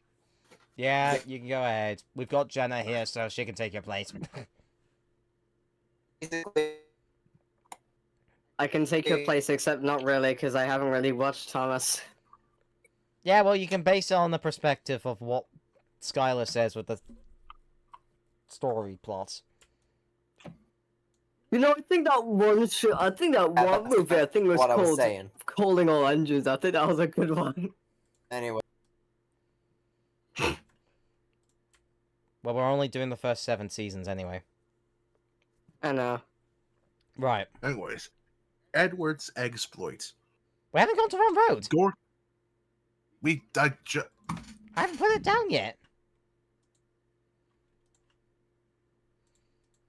We didn't say where we were going to put it. Edward's eggs. I'd say, well, just to be simplistic, I'll just put it in really useful past. Okay. after Thomas's train. All right. Edward's exploit. Gordon and James think that Edward should give up and be preserved, but Edward proves just how really useful he is when he takes visitors home during a storm. Okay, right. To be I was okay. gonna, s- I was, need to be I was gonna serious. say the description says really useful. That should really good, really useful. Honestly, even though it would be a top pick, I'm gonna put it really high. Yeah, just in- high, really useful. I think. Yeah. Yeah, right there. Ghost Train. A Halloween episode which was released in December. They weren't really good with releasing these episodes, were they? Merry Halloween. Merry Halloween. Percy and Toby play a trick to scare Thomas and teach him a lesson after calling Percy a silly little engine for his ghost story. It is definitely one of the scariest, like, looking episode. Yeah. It genuinely did frighten me as a kid. Especially with that whole beginning bit of the soundtrack. Every single segment with the Ghost Train theme. As soon as I heard the I would instantly either turn down the volume or just stare on in fear. Oh yeah, because this. Oh yeah, this was like basically the basis for Timothy later. Yeah, this was the basis for the Timothy BS back in 2014 or whatever. Yeah. Whenever Timothy was born. I think. I feel like maybe in top picks, maybe? Not high in top picks, but... Yeah. I'll just put it after... I'll put it after... There. Alright. Right. Woolly Bear. Woolly Bear, so... Thomas I need to stop doing that. Thomas thinks Percy crawls like a caterpillar due to him being late with collecting hay along the line, and when Percy ends up covered in treacle and hay, Thomas and Toby end up making jokes about him. And I will say this, I prefer Carlin's narration, because I've tried looking into Ringo's narration, and I don't like the pauses between Thomas and Percy's dialogue at the beginning. Yeah, fair enough, but... eh. I think I would put it high and reliable, if I'm gonna be bluntly honest. Alright. Because it is a good episode. Percy's covered in hay. but Funny. It's not really... there's not really much to shout about. Hmm. And then this one, which I'm probably gonna put it the exact same here. Thomas and the Missing Christmas Tree. I want to put it there solely on the purpose of it again being so out of place when it released. Thomas is sent to collect a Christmas tree, but when he ends up getting lost along the way home, Donald and Douglas set off to rescue him in time for the Christmas celebration. And also, I feel like the reason for Thomas and the Missing Christmas Tree is because I think that was a book that was written specifically to be adapted by the television series. Yeah, it was. How the frick would Thomas get lost on his own railway? Because he gets stuck in a snowdrift and then ends up having to be saved by Donald and Douglas. I guess. Now I gotta scroll until I can find the thing again. Right, now we're on to Series 3 after nearly 2.5 hours. We really need to do lightning rounds with these. Alright. If we're doing up to season 7, this is gonna take like a whole day. Scarf for Percy, sorry. Percy wishes he could... Funny how that's the first... Funny how the first 2 episodes are about Percy. Percy wishes he could wear a scarf and gets his wish after ruining someone's pair of trousers. I would put it in really useful. I don't think... But legs go in trousers, not funnels. Anyway. I would put it in really useful, but... Isn't there also like a deleted scene from that episode where Jam lands on a truck? Yeah. I think I think we'll put in here because well we've got Percy takes the plunge in here, so Yeah. Percy's promise. Now we're getting to two of the canceled episodes from the previous season. Yep. Percy wait. promises to bring children home and gets help from Harold. Percy promises to make a promise to never promise. After that story, he probably wished never to make another promise to Thomas anyway. Yeah, see, exactly. I know things. I think again really useful. All right. Not that high though. I think like between here maybe. Oh yeah. Out of curiosity, because I was gone, is that screenshot of Down the Mine the pilot, or is that the regular episode? That's the pilot. That's the regular episode. Ah, so you rank them separately. Okay. Yeah, I ranked them separately because it's only fair. It's only fair. All right. All right. Back to the lightning rounds here. Right. Time for trouble. Time for trouble. James pulls the express again, but he gets pulled into a situation on the main line. I'd say it's a top pick because it's a Toby and James story. Yeah. I'm going to put it up. I'm going to squeeze it right between there. Gordon, the famous visitor. Gordon is jealous of an important visitor and tries to prove that domeless engines aren't respectable. I'd say Reverend W. Audrey stows his bias towards the Great Western Railway and other stories. I think maybe high reliable, low really useful. All right.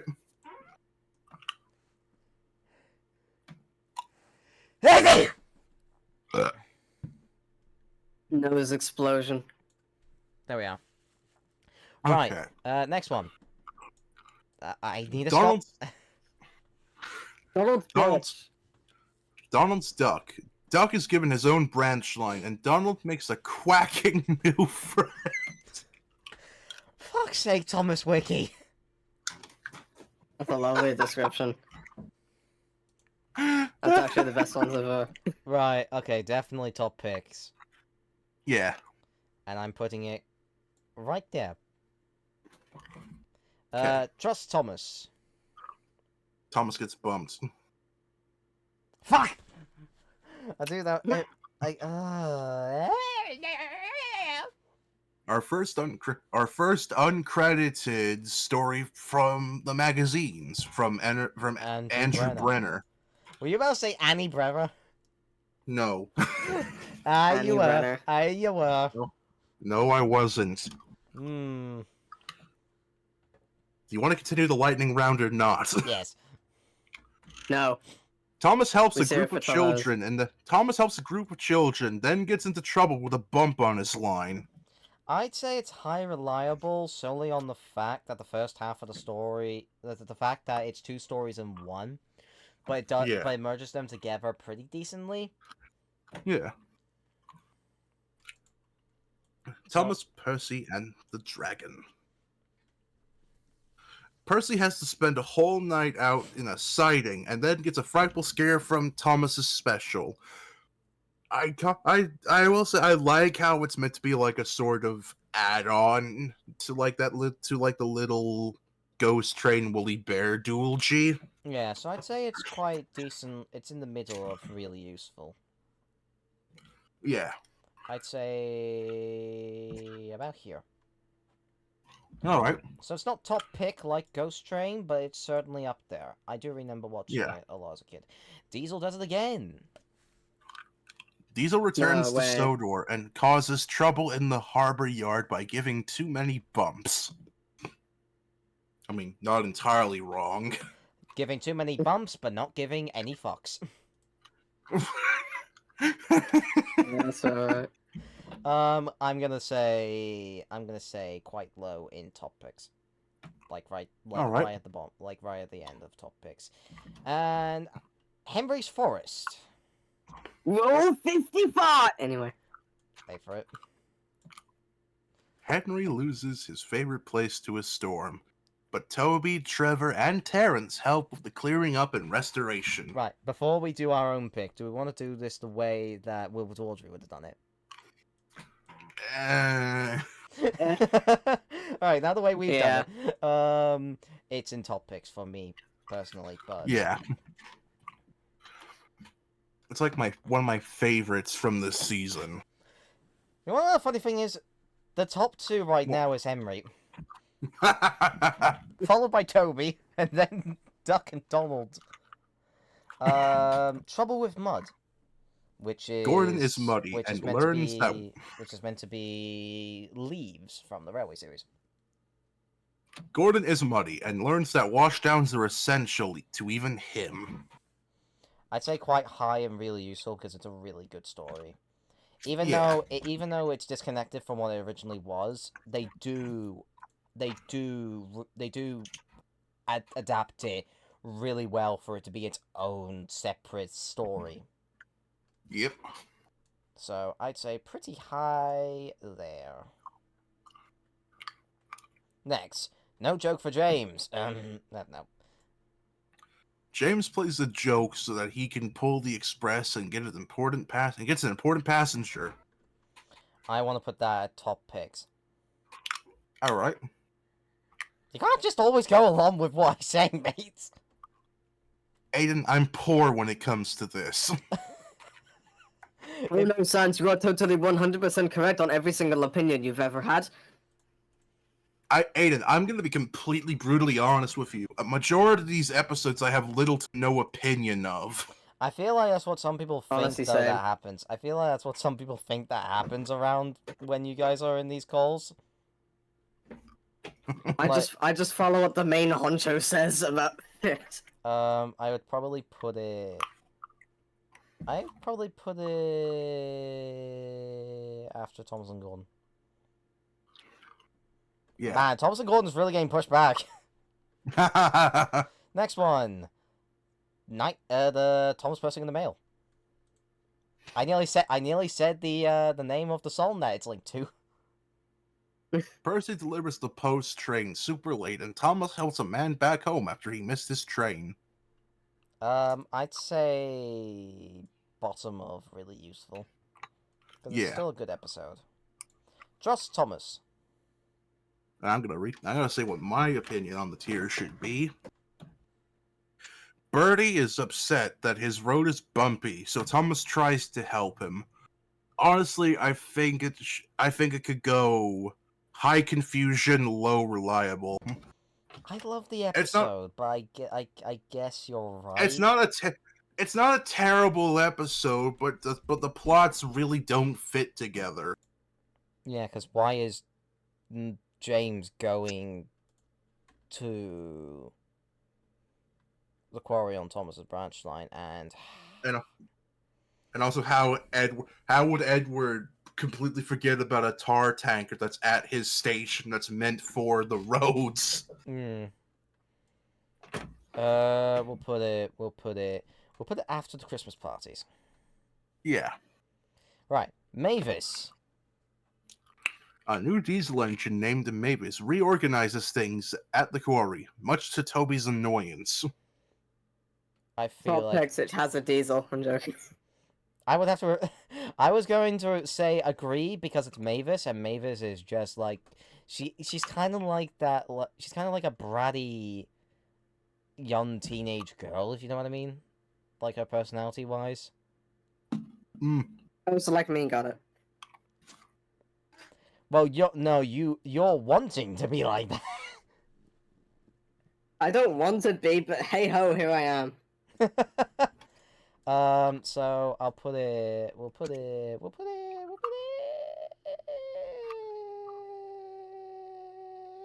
here. And then Toby's tightrope. Mavis makes a plan to go down the quarry line, but she ends up putting Toby in danger. Honestly, probably higher than Mavis. Yeah, that's fair. Not that much, but yeah. Edward, Trevor, and the really useful party. Jesus. Edward helps the vicar with his garden party, and Trevor rescues Bertie from becoming a stick in the mud. I think that could go in really useful. Like in Yeah, this, which, like somewhere around the middle, maybe. and in my opinion, this episode has one of the most pointless deleted scenes ever, which is that bit with Diesel.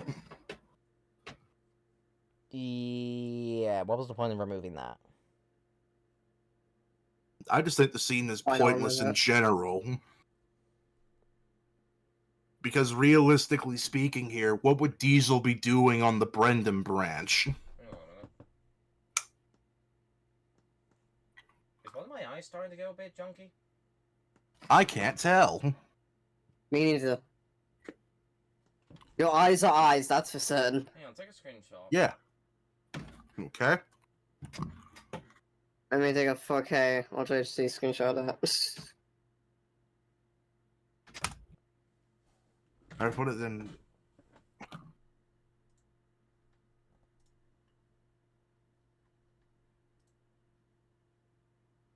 No? I think it was just the way I was just looking at the camera then. Yeah. I think, then it could probably be in high, reliable, low, really useful then. Yeah. I think high reliable, because we've got a lot in really useful. Yeah. Buzz. James thinks that he could easily make bees go away, but is proved wrong when he gets stung.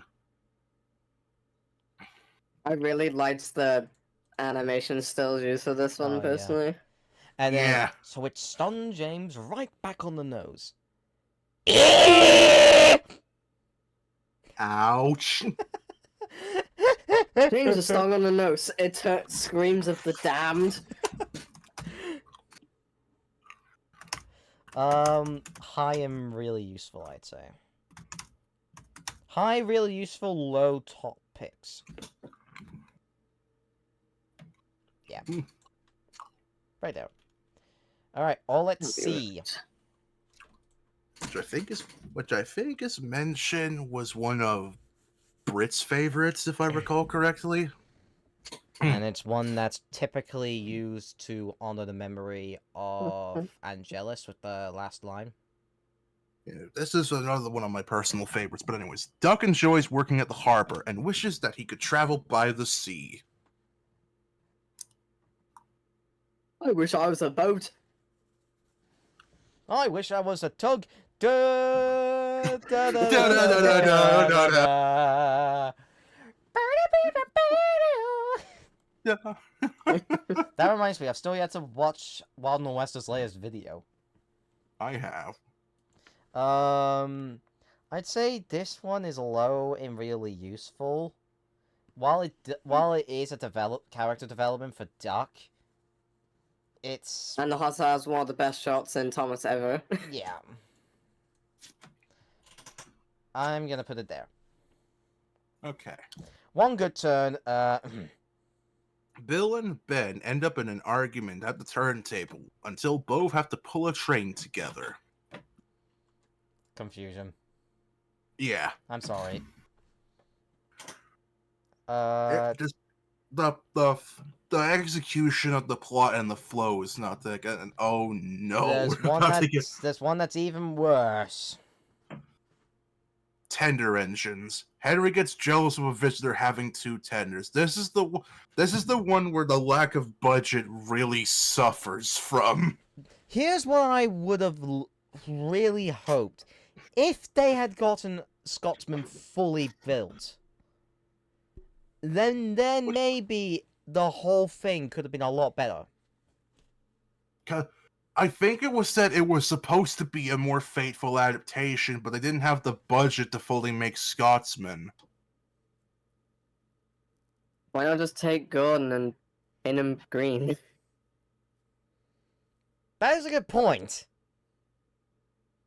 I counter it by saying, what about scenes where Gordon and Scotsman are together? No, like reusing the model, reusing like the shell made for Yeah. the casting.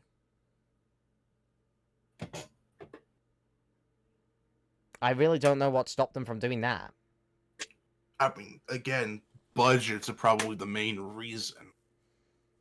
I mean, doing Scotsman's faces is probably one of the reasons why. Yeah. Like what they did for Boko and Daisy here, pretty much. Yeah, because Boko and Daisy are never been in the same scene together because they share a driving bogey. And faces. Yeah, and faces. Which always makes it And- weird when people make Series 2 fan projects with both of them in the same scene. Anyways, I want to say That's illegal. I want to say this would either go in Confusion or Scrap Iron. I want to put it in Scrap Iron because of how Yeah. because of how unfaithful it actually is. We're not the 3Ds, because it's still a somewhat a good episode despite its unfaithfulness. Yep. Now can I put this there we go. Yes. No, not allowed. Right, next one. Escape. Now we come Escape. to the one that's now we come to the one that's Escape. more now we come to one of the more fateful stories with additional stuff added in. Douglas helps a Western engine named Oliver and a brake van named Toad escape from being scrapped. I think this has to be in top picks. Really high in top picks. Like top Yeah, I 5 will- top picks. I will say There were this, almost as many top picks. Sorry, you get to finish. I will say this. I do like how they add in the Edward and Trevor thing at the beginning to really hammer home Douglas's thing when it comes to scrap. It did impact it more than what it did with the Railway series, but to be fair, early on in the Railway series, we did actually find out it was Douglas that was meant to be sent away, but in the TV series, we never found that out. Still. We were just told that one of them was meant to be sent away. They never specify which one. So Series 3 really did make that work. Yeah. Really wish What's they, funny to me is that there's almost as many top picks than really usefuls. Really wish they had they added Oliver's story and his auto coach. They didn't. I feel like they didn't have the story because of the runtime and because of the Trevor bit at the beginning. And budget. Yeah, budget as They don't have well. to make Probably the auto because of coach. budget. Yeah. Plus, I don't think they really could have done anything else. I think also they probably didn't really know what else to do with the auto coaches in the series. Especially considering Isabel and Dulcie are never seen again after Oliver's book. Yeah, so next one. And I think the only time Alice and Mirabelle are ever mentioned again is like once in a Christopher book. Yeah. Next story. Anyway. Oliver owns up. Which is a faithful adaptation, but also causes a continuity error in a later season. Yep. Oliver gets praise for having resource and sagacity, but feels neither after the trucks cause him trouble. I say put it pretty high and really useful. Yeah. No, wait, actually, no. Later on will be the continuity, but yes. Bulgy. A double-decker bus named Bulgy steals the Western Engine's passengers, but his lies get him in a bad spot. And ends up getting stuck onto a bridge like Queso would get stuck in his gaming chair. This one, I would have to say, is probably one that would also be high in really useful, but also low in top picks because it's faithful to the original version. Yeah, that's fair. Do you know what? We'll put it at the bottom of top picks. Solely on the purpose of as Jenna pointed out, the amount of shit here. I feel like for top picks, there should be an even higher tier for like best of the best. Because if every episode is just oh my god top tier, then it kind of like ruins it a bit. I don't know how to add an extra tier though. I know there might be a way to add an extra tier. Maybe not on this one, but yeah. Anyways, Oh wait, Oh wait, no. add row above. Add a row above. There you go.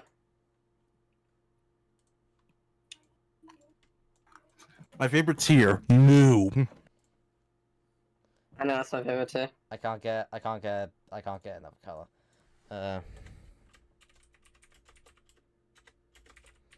We'll save this for late. We'll save this for later. We'll save this for later. This will essentially be our. This will essentially be our This will be What's- when we pick like a top 5 like a from in double- here. It's like a sort of S or double S tier. Yeah. Any- Yeah, and like a double S. Right. Next one. Heroes. Villain band get themselves an immortal and become heroes after rescuing workmen from a rock slide. This one This one's a really good episode. Yeah. I'd say it's pretty high in really useful. Mm-hmm. It's not one of those ones that would go in top picks, but it's certainly high. James, Percy, and the Fruitful Day. Percy and James learn that brakes are not the only thing that can get jammed. I like the episode, but at the same time, I don't like the fact that the Fat Controller blames Percy for the accident. Feel like it should be just right here. Yeah, I think that's a fair thing to do. Now, fuck. The I remember this. I remember the title. I should remember the title. It's on a DVD I have. Thomas, Percy, and the Christmas Party. Thomas and Percy's Christmas Adventure. You were So close. So close. Although I know in the US version it's supposed to be Thanksgiving. yeah, it's Mountain Adventure, and in every other and in the streaming versions of it, they add in the bit with the Santa Claus thing, and it throws the narration off. It's fair in the original, all of like the music and sound cues are really off as well. So Thomas and Percy rescue some mountain villagers during the Christmas season. I would probably put it in between I will say this: the other two. I will say this: I prefer the UK version of the plot than the US one. Do you want to be? I'll be a bit nicer. Right. Now we're halfway there. We're on to series 4, Grandpuff. Which a majority of this season has the narrow gauge engines. And a lot of them are probably going to be in top picks. Thomas tells his friends the story of an old narrow gauge engine named Duke, and how he became known as Grandpuff. I would mark it down to really useful, though. Like, high and really useful, but in really useful nonetheless. Solely on the purpose that it's ending up to be Thomas out of all engines telling the story.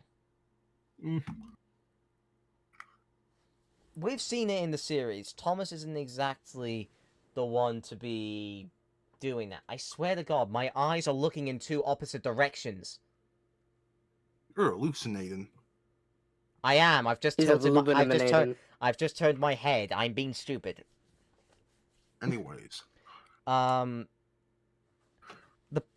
Both it and Sleeping Beauty kind of get Mark's point down for me because of it being Thomas. I know he's the main character and all, but why is he the one telling the story? Why can I have Edward tell the story? True. Wouldn't the same thing also have to be said for Bulldog as well? Because I think Thomas also tells the story of that as well.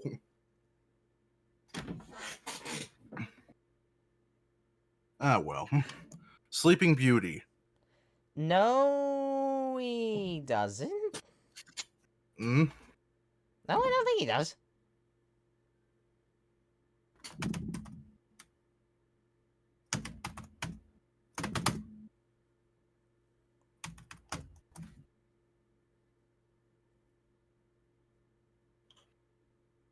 Well, let me check that real quick. I don't care about Volvo. Anyway, Blow. I'll put it high on here. Yeah, it is Thomas that says the story of Bulldog, but he mentions his driver told him about it. Okay. Anyways, Sleeping Beauty. Oh, yeah, right. Because Percy was being impatient at the beginning of the episode. Yeah. Anyway, Sleeping Beauty. Years go by, and soon a group of visitors begin a journey to find Duke and reunite him with Stuart and Falcon, who are known as Peter, Sam, and Sir Handel. Feels a bit wrong not Sleeping having it Beauty, beside not to each be other. confused with the Disney movie with the same name.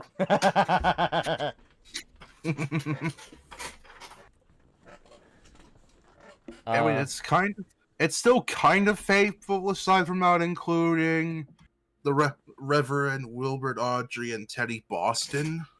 Yeah, but that's something more akin to the CGI series, which we're Yeah. not doing. Because this is taking fucking forever. I'm not doing an episode tier list again. I have another idea for a tier list, but this isn't going to be one of those things. I think this is just more of we underestimated how long it would take us to get through each of these. Yeah. Anyways, Yeah. Bulldog. Percy hears a story about how Duke rescues an impatient falcon from trouble on the mountain road. Top picks because it's a because because Because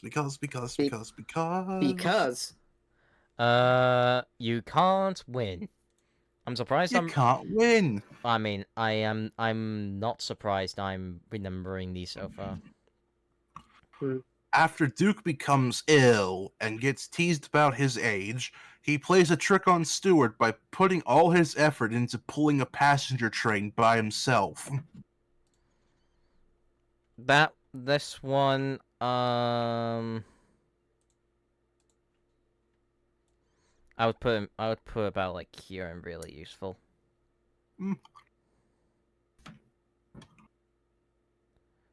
Right. 4 little engines. And this is where we start to suffer continuity slightly. Slightly? Sir Handel is pushed off the rails by some angry coaches. A red narrow-gauge engine named Skarloey is the only engine available and is determined to get his passengers home, even when one of his front springs break. Okay, seriously, it should have been this episode, then this episode. Yeah.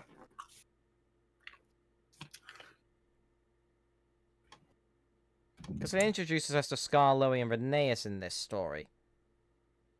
Mhm. So it makes more sense, Anyway. Well, even then, we'd still have a continuity error of Peter, Sam, and Sir Handel already being introduced because of Sleeping Beauty and Grandpuff. Yeah. Anyways, I am really useful because Oh. Skarloey is a champ in that story.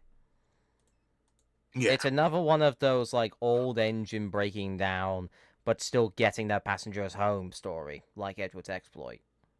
Plus, I do like how they're actually able to make the Skarloey prop look crooked. Yeah. Bad day for Sir Handel. Sir Handel and Peter Sam are brought in to help Skarloey and his best friend Rheneas. Sir Handel is in a bad mood and deliberately derails himself on purpose to get out of work. Pretty low on really useful, if I'm gonna be bluntly honest. Probably something similar with Peter Sam and the refreshment lady. One day, Henry threatens to leave without Peter Sam's passengers. In a haste to make his connection, Peter Sam accidentally leaves the refreshment lady behind. Oh no, not the refreshment lady. What's Soda gonna do about her? I'll be generous and put it a bit higher than Bad Day for Sandal. Trucks. One of the things where it's a little bit better in the Railway series compared to the TV series. Yeah. Gordon advises Sir Handel to get out of work by pretending he's ill, leaving Peter, Sam, and a little narrow-gauge diesel named Rusty to take over. I love how you However, just add on by saying ill. I like doing that sometimes. However, some trucks somehow mistake Peter Sam for Sir Handel because they're colorblind morons and crash into him at the incline. I think it's safe to say just to put it right there. Yeah. Because how is it better in the Railway series again? Because they're both because remember in the Railway series, every steam engine, with the exception Oh, of yeah. Duke, is all painted the same color. Oh yeah, they're all painted red. Yeah, it makes more sense there. Yeah. Hang on. Don't say anything. Don't say anything. I need to figure this out. Passengers in Polish? Nope. Nope, not that one. No, Home it's at not that one. last. Fuck! I was gonna say that one next, you bastard. Peter Sam informs Skarloey of the newest arrival, a careless, bad-tempered engine named Duncan. That shit, dirty old twat. 69 assholes tied in a knot. Lizard shit. Fuck! Which is funny when you consider the fact that canonically in the Railway series, it's mentioned Duncan has a swearing problem. Yep. Well, he's worked in a colliery, and you know that does to an Factory. engine's manners. He's worked in a factory, and you know what that does to an engine's manners. I do indeed. Skarloey is sent to Duncan's aid when he is stuck under a decrepit tunnel. I'm putting it here solely on the purpose it's funny. And then rock and roll. Rusty is concerned about Duncan, who ignores his warning about a broken section of track. After Duncan derails, Rusty grudgingly comes to the rescue. Put it there. Okay. Special funnel. Special funny. Special Willy. Peter Sam's funnel is knocked off by an icicle and is temporarily replaced by a drain pipe. However, Peter Sam gives the other engines a run for their money once his new funnel arrives. I'm gonna put it in really useful because of how iconic it is. Steamroller. Another time where I prefer a Carlin depiction version of a character compared to the UK. Skarloey tells Sir Handel of an anti-railway steamroller named George, whom Sir Handel vows to pay out, only to find that both he and George are too evenly hot-headed. And I prefer Carlin's depiction of George's voice than Angela's. Yeah, fair enough. I'll put it here. Put it in really useful. Polish. Now this is passengers in Polish. I'm sorry. Passengers in Polish? No, it sounded more like I said passengers in Polish, as in like the polis, like the police. Duncan complains about not getting polished. His rudeness soon reaches its peak when he stops on the viaduct and refuses to move, and I believe this is also the only episode Nancy makes an appearance in. I'm gonna put it next to Home at Last. Cause it just fits there. With Duncan being a bit goofier. I hate myself. Anyway, Gallant Old Engine. We all do. Duncan hears the story of how Renee saved the railway from closure, even after suffering a serious breakdown, and Reneus returns to the railway. I think, again, it's high and really... I would say it's higher and real useful than Edward's exploit. Because with Edward's situation, it would have just been the passengers would have missed their boat. If it, for Reneus, the case for him was if he didn't make it to the station, the railway would have closed.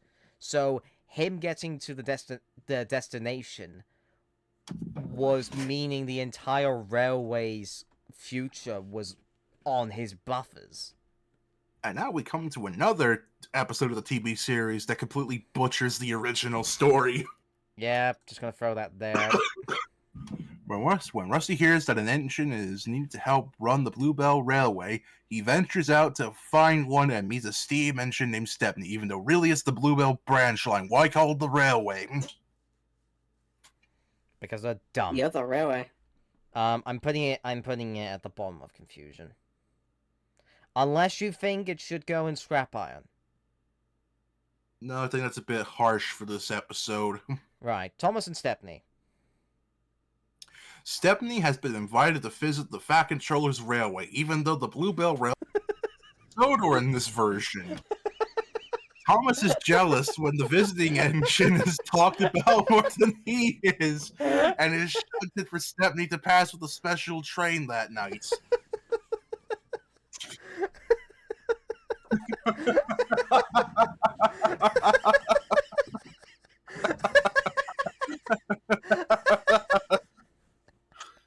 Oh, Skylar, fucking hell, man. 2 bucks, lose it. Lose it? Lose it over half a sentence. I may suck. Love it. I may I suck like at to improvise. love it. I like to love it, Fucking love hell. it. I like to I may love it, suck. love it. I may suck. I may suck at improvising, but I can ad lib pretty good. Yeah.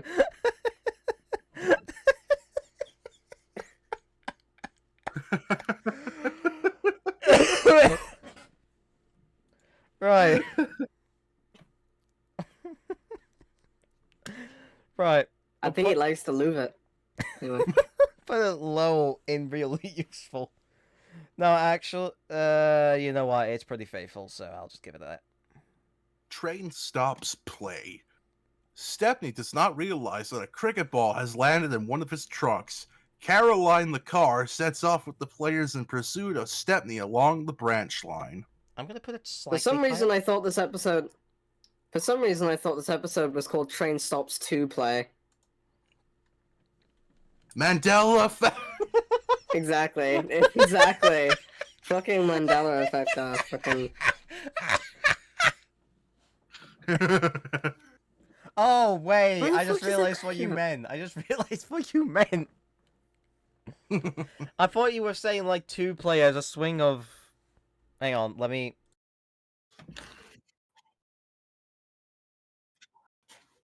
No. Okay, right. Wh- Okay, what? let's not You say, did- let's you- not Let's not dwell- I think his playing needs a little bit of polish, you know. He needs to be pressure washed immediately. pressure wash. Take me down to power wash, sim, clean my dirty mine hole. Anyways,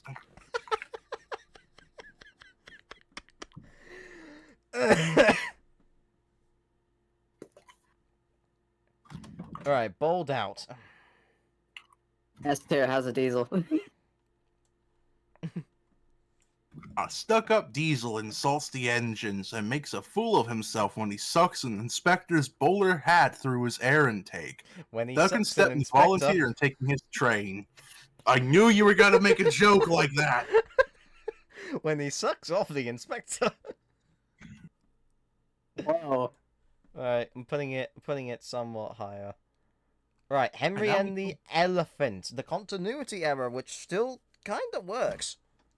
It's still a pretty good episode. It still works. A circus comes to Sodor, but Henry and some workmen are called to investigate a blockage in his tunnel, where he unhappily comes across an elephant. I'm gonna put it high and reliable solely on the fact that Thomas's dialogue in this episode is not needed whatsoever. Oh wow, these episodes. Oh, I'm just looking at this. Looking at the release dates, these episodes were released almost consistently on a daily basis. Right, Toad stands by. The continuity error. This is where the continuity error I mentioned takes place. Toad advises Oliver on how to regain the truck's respect. Oliver struggles to pull a goods train, but is so determined that he accidentally pulls Scruffy apart. I'm gonna put it at the bottom of really useful. I'm gonna put it at the bottom of really useful because of the continuity. Bullseyes, which, Bullseyes. funnily enough, says it was broadcasted on April 1st. Nice. In the UK, Yes! Nice. when did the April Fool's joke start, though? That's my question. Hang on, let me double check. Like hundreds of years ago, I think.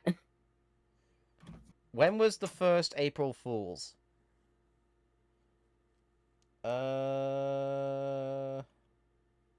When was April Fool's created? The exact origins on oh, this is AI, never mind. I'm not using that. The origin is not exactly known.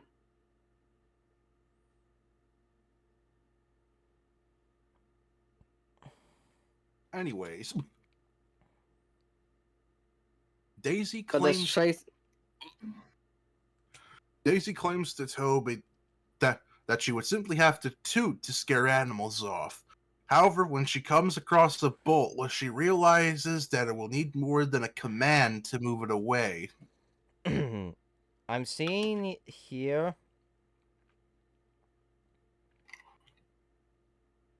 There's an article here that says at one point it was in 1392.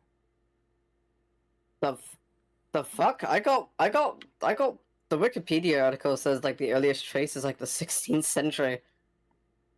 You're gonna. I mean, if I 14 back out, okay.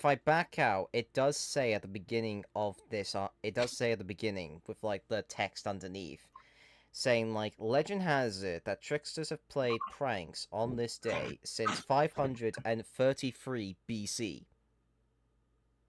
Jesus. Although that can't really be proven now, can it? No, it can't be because that's before Christ. Anyways, if we're done stalling, Yeah. consider we.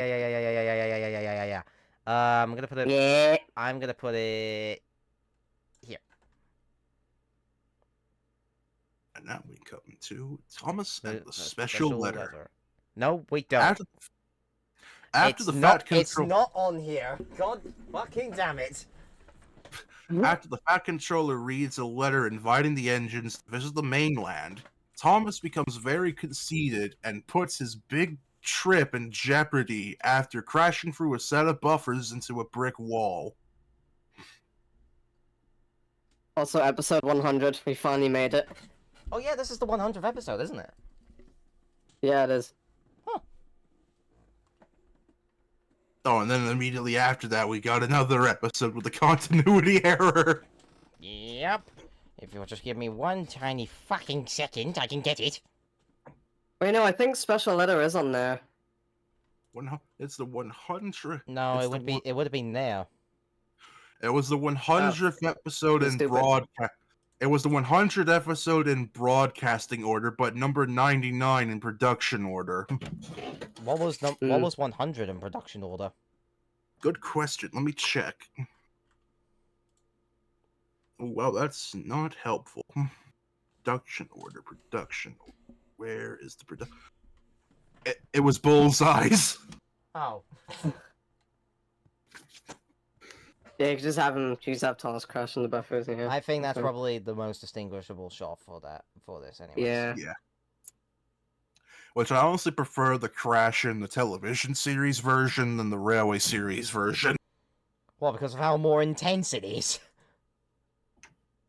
That and it gives a little bit more viable damage to Thomas. Well, I mean, yeah, Thomas wasn't really exactly going that fast in the book. And it was at the top station of his branch line. And also just more to the fact that Sir Topham doesn't berate Thomas for being late in the TV version than the railway series. Yeah, true. We'll put it. Where should we put it? Seriously, I'm not gonna say anything. I'm realizing my mistake. Yes, you are. Okay, we're gonna put it here. Dialog.exe is buffering. Please wait. We're gonna put it here. And then Paypots and Queens. Continuity error! After the accidents of ditches and mines, the Queen comes to Sodor, giving Gordon and Thomas a special opportunity. I'm going to put Oh, that's it... Pain Pots and okay, right. I'm going to put it here because of continuity. And if I remember correctly, I think it said the reason the Fat Controller was able to meet the Queen in the Railway series version was because of connections from his brother-in-law. Ah, for fuck's sake, my camera again! No, sorry, son-in-law. Because if I recall correctly, his son-in-law was it Colonel Albert Regaby, I think? No. It was either, I think it was either Colonel Henry or Albert Regaby is the reason Sir Topham was able to see the Queen in the Railway series.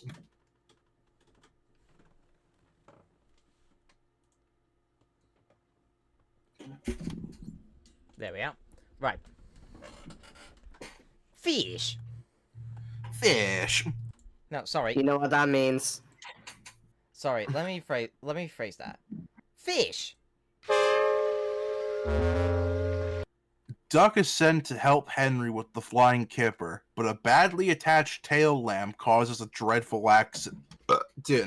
I actually quite like this episode. He caused a terrible accident. It's It's probably the first accident that's ever happened on Gordon's Hill as well. Plus, it's pretty fateful. Actually, yeah, it's the first. What about- It's the only accident I think that's actually happened whilst an engine's climbing Gordon's Hill. What about fucking what's his Outside of name? Brakeman, Yeah, Outside of I Brakeman. was gonna say. I didn't know the name, so I was pointing at the screen. I was about to say non-railway series story, but Fish is a railway series story. yes, it is. Going. Well, fucking ignore me then. It's the second accident to occur on Gordon's Hill. There you go. Right, we're gonna No, squeeze special- it in between these two. Special attraction, which I believe is another thing where it's like technically two railway series plots smushed together. Yeah. Because of Toby's special- Seaside Holiday, yeah, and then Bulstrode. Bulstrode. It's After easy to Toby- forget. It's easy to forget Bulstrode was a railway series character. It's easy to forget that. After Toby's missed opportunity to join a parade, Percy is called to the harbor to deal with Bulstrode, a highly disagreeable barge. Bulstrode makes the trucks more troublesome than usual, though he pays dearly for it with his life. Literally, especially after they moved all the props to America. Or Canada, sorry. And then in season 5 ripped his face off. Yep. Like, seriously, his original prop was damaged on the way to the filming for Takmar. And then his face was used on a truck. Yep. We're gonna put it here. And then Stop mind that bike. mind that bike. The final episode of Series 4. And the final Audrey story to be adapted overall, at least in the model series. And the final story, George Carlin narrated. And this is the one which has a lot of geographical errors. Tom Tipper, a postal worker, is unhappy when his post van is replaced by a bicycle. What kind of cruel post office would give a postman a bicycle is beyond me. The Percy Sodor Mail, apparently. Percy manages to help I mean- him out, but not in the way he intended, because he completely destroyed his bike. I'm gonna put it. Have you seen so? I'm gonna put it high and reliable. I've seen a YouTube poop where it's like instead of the bike, it's Tom Tipper, and it's just like everyone gathered round. Tom Tipper was in pieces. Alrighty, now we're on to the insane season. And it's completely original from here on out. Season And we 10. start, and now we start out with a quite literal bang here. Cranky Bugs. A new crane called Cranky arrives at the docks and causes trouble for Thomas and Percy, but he eventually needs their help after a storm. Definitely put it in top picks. Yep. Because it's Cranky's first episode, and he's already gone into some insane shit. Nay, he's also the first ever non-Audrey character. Oh, that's true. Horrid lorries. 3 very horrid lorries arrive on Sodor and start taking over the engine's jobs. Eventually, the tables are turned and the lorries all end in failure. Put it in really useful. A better view for The station Gordon. joke. It's gonna go, jokingly, it's going in here solely on the purpose of the station joke now. When Gordon complains about the plainness of a new station and longs for a panoramic view, which he gets unexpectedly. And then has a meme made out of it about 3 decades later.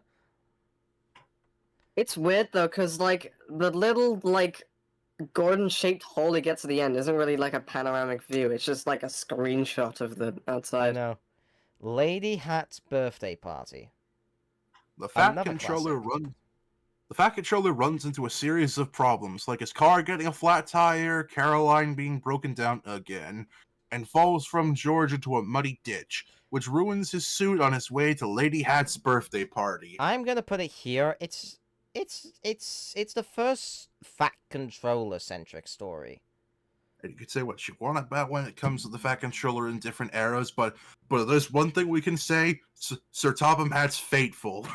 Yep, he's a And yep, he's a dedicated. woman's man. He's a woman's man. James and the Trouble with Trees, which is an You episode should be which is careful, James. which kind of gives me a drawback because of that one shot with his pony truck derailed. Yeah. James bragging prevents him from listening to Henry, Percy, and Terrence's warnings about trees that are too close to the line. I'm gonna put him really useful because it's still a good episode. It's annoying as well because in the deleted scenes we saw, there's a version of the shot of the close up of his wheels where the pony truck is on the track. And now we come to something that's going to, I feel like it's going to be iffy on what our opinions are with it. Gordon and the Gremlin. Gordon has problems with his fire, and the others joke of gremlins. Later, a special visitor arrives, and her dog runs away into Thomas's cab. I'm putting it at the bottom of confusion. This may be a hot take here, but in my opinion, it's an okay episode. It's okay in some areas, but I'm putting it in confusion. Not the best plot-wise, but... Yeah, that's why it's going in the bottom of confusion. But on the plus side, we get the very first non-Audrey member of the Hat family, Dowager. I swear to God, I'm not going to be fucking surprised if the first ever episode that gets into the 3Ds is a Series 6 episode. Next up, By George. George causes a great deal of trouble for Percy, Thomas, Duck, and Gordon. After the Fat Controller finds out everything, George eventually gets punished. I mean, Bye, Josh. it's a decent story. I'll put it here between these two. Next up, Another one I've best watched on Sound repeat. effect. a Best Dressed Station contest is being held across Sodor. However, as Percy is helping decorating Mayfleet Station, a hungry ram is found at the station, and the decorations are ruined. I'm gonna put it decently. But like next to Thomas's train here. It's a Why good do I feel- episode, but Why do I feel like some of these season 5 episodes are going to go in best of the best? probably Anyways, it's season 5. People love season 5. They gawk over it. They would want to make love to it. It's all that shit. glossing over that, Whoa. Especially Put if it's upon- Unlucky Tug. put upon Percy. Percy complains that he is overworked. While working at the coal mine, some runaway trucks escape and crash inside the mine shaft, which causes the mine to collapse. This one is going in the bottom. No, not bottom. Do you know what? I'm putting it around here and really useful. It's not really worth putting that in top picks because Toby it and the is an insane story, but Toby and the Flood. eh, Toby is sent to inspect a dam and discovers a few leaks in it. It eventually collapses and causes an unsafe bridge to break, causing him to drift towards a waterfall. when in it is reality, up the bridge should have broken under his weight and just sank. and it's up to Harold to save him from falling down it. So what if it's unrealistic? It's an epic episode. That shot of like the dam breaking must have been a really expensive shot. Yeah, it's thinking of like that one shot from Early Fools and Horses. There was an episode where they were pretending to be where they faked that they were men that clean chandeliers to these rich, like they were saying this to these rich people. And it was like the most expensive shot they had to do, where they got Granddad to go up the stairs to undo all like the nuts and what have you that are keeping the chandelier up, and Delboy, and Rodney are standing underneath the chandelier with the tarpaulin ready to catch it. And then the chandelier behind Delboy falls over and smashes onto the ground, scattering all the crystals into a million pieces because Granddad was unscrewing the wrong one.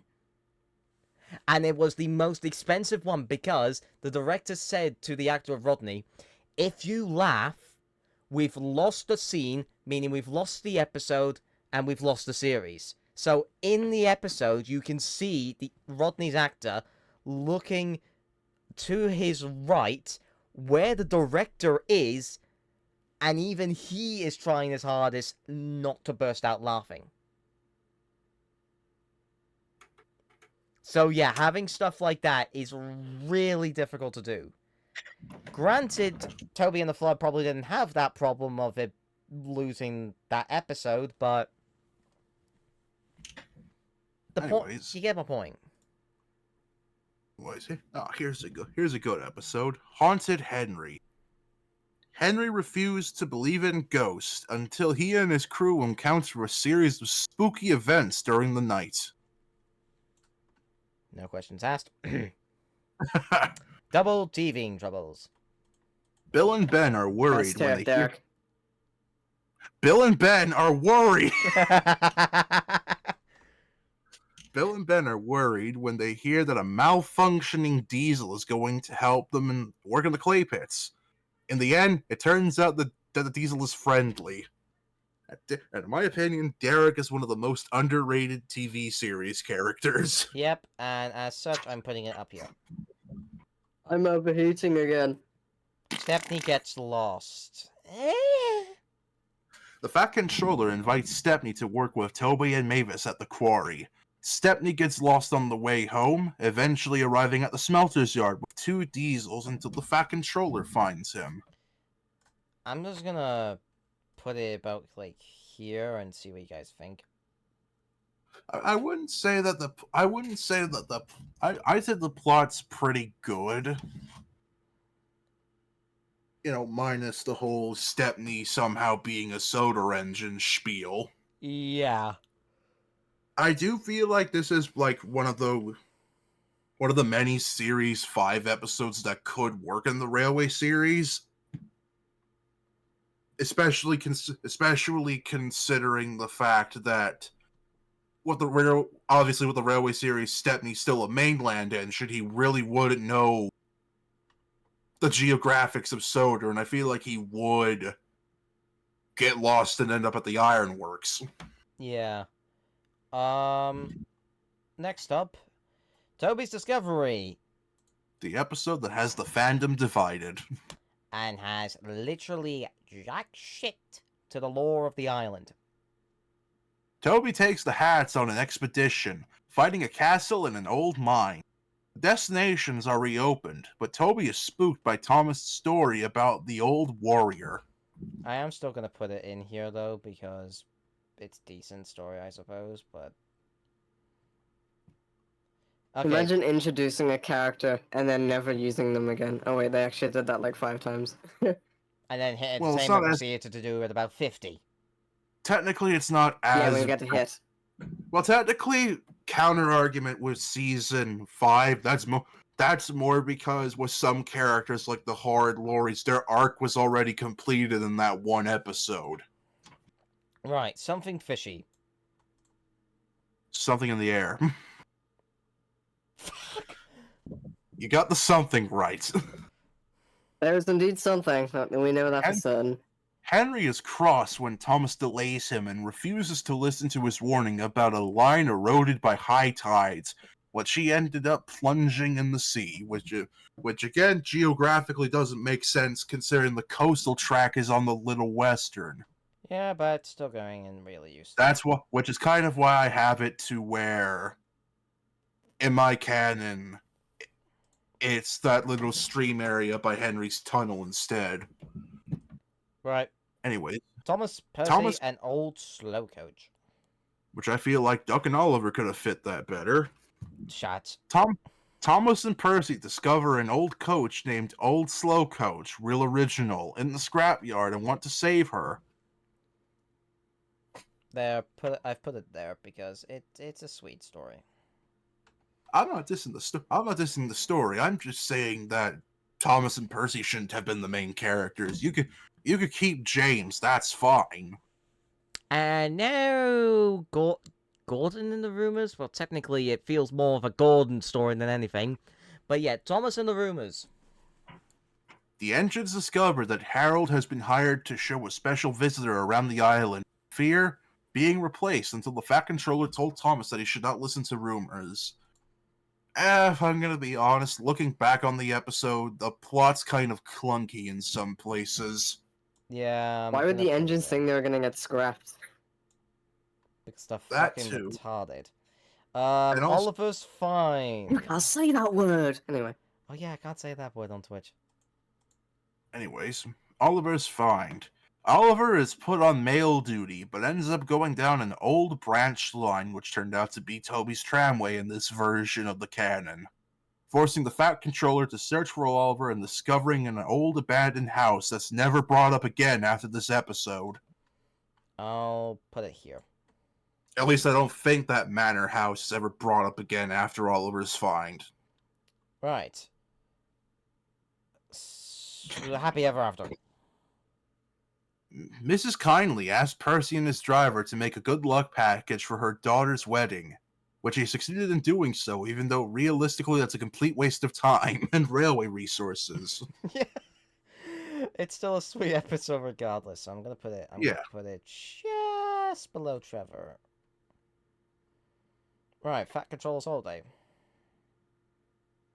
The Hat family go on a holiday, even though things start to go wrong for them and Tiger Moth.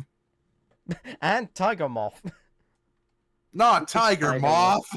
Tiger Moth. I'll put it here. Surprise for Percy. Because he can't be because he's got enough on his because apparently he doesn't have enough on his plate. Percy moans about his work in the coal mines and wants something exciting to happen. His wish comes unexpectedly true when a line of trucks break away from him on the hill. So he and Birdie must stop them, even though Birdie barely played a role in that. Yeah, I'm gonna put it at the top of reliable. Well, I'm gonna put it almost at the top of reliable. How the hell is Bertie gonna stop the I'm truck? forcefully keeping this at this end of reliable. Okay, make someone happy. James sees Mrs. Kindly, who is upset that her sister cannot come and visit. What the fuck is wrong with your voice? A mystery tour is arranged for her, and James is chosen for the special job. I'm going to put it here. It's decent, but it's easily forgettable. Basically, going backwards. Toad is feeling bored about going backwards all the time and confesses to Oliver that he wishes to go forwards for a change. On Gordon's Hill, the coupling snaps and Toad goes on a wild ride with the trucks through the main line. I think it's pretty obvious. Yep. Right. Duncan gets spooked. Duncan teases Peter Sam after some trucks fall into a ravine, but when he crosses the old iron bridge, he gets a very spooky surprise.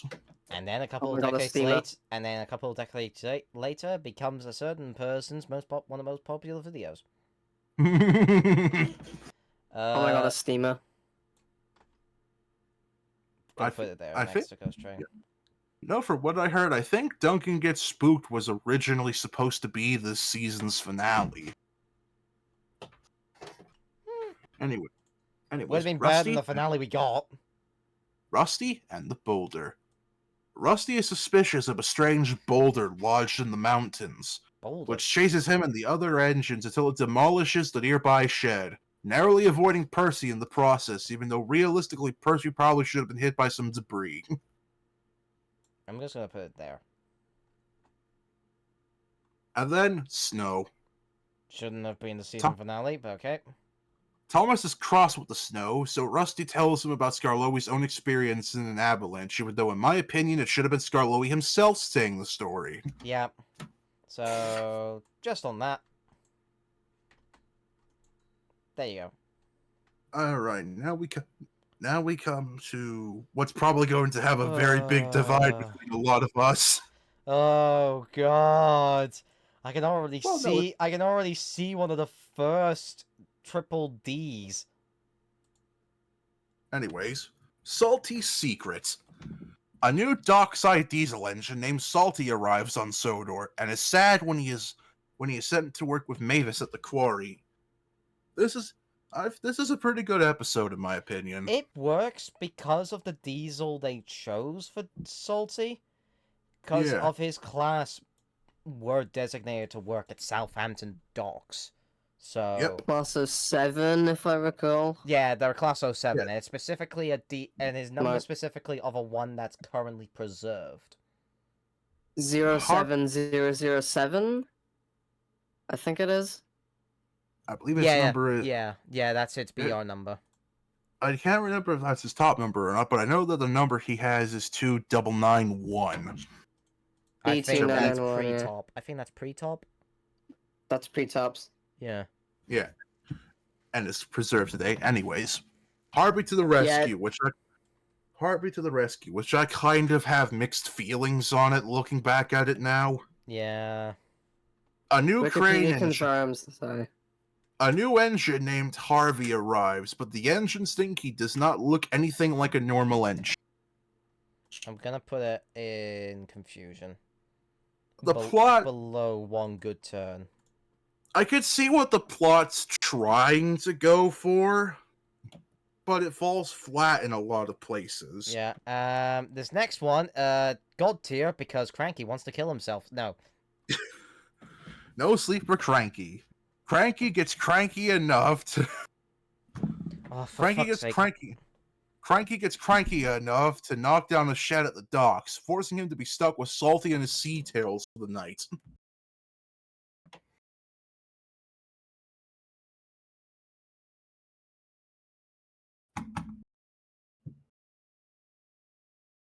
Okay. I think my dad's drunk. he tried. Huh? He was meant to phone my sister and not me. Anyway. Anyway. Oh God. Yeah. I'm so- Do I need to reread it? Because I Cranky wanna, gets. no, let me calm down so that way I can cut it in the edit. I'm gonna have to edit this so that way I can get that bit out. Okay. Cranky gets cranky enough to knock down a shed at the docks, forcing him to be stuck with Salty and his sea tails for the night. I think this one is quite high on the list. Yeah. Then we get to one that apparently also. Now we get to the next episode, which I also have mixed opinions on. Oh, is this the flying horse one? No, that's season 7. Oh, this is the post one. Yeah, which apparently had 2 titles in the UK. A Bad Day for Harold the Helicopter and A Bad Day for Harold. Why the name change? Don't know, don't care. When Percy reaches a broken signal, Harold comes to take the mail with disastrous results. More importantly, why did they think it was a good idea to have the mail attached to the bottom of Harold when they could have just easily loaded it inside of him? More to the point, why the fuck did they think it was a good idea to let a helicopter take the mail on the island of Sodor? More importantly, how did Harold not explode hitting the haystack? I know, he should have. Right, Elizabeth, the Vintage Lorry. Or Thomas and Elizabeth, I think the episode was called. Elizabeth the Vintage Lorry. Oh, I was right the first time. Huh.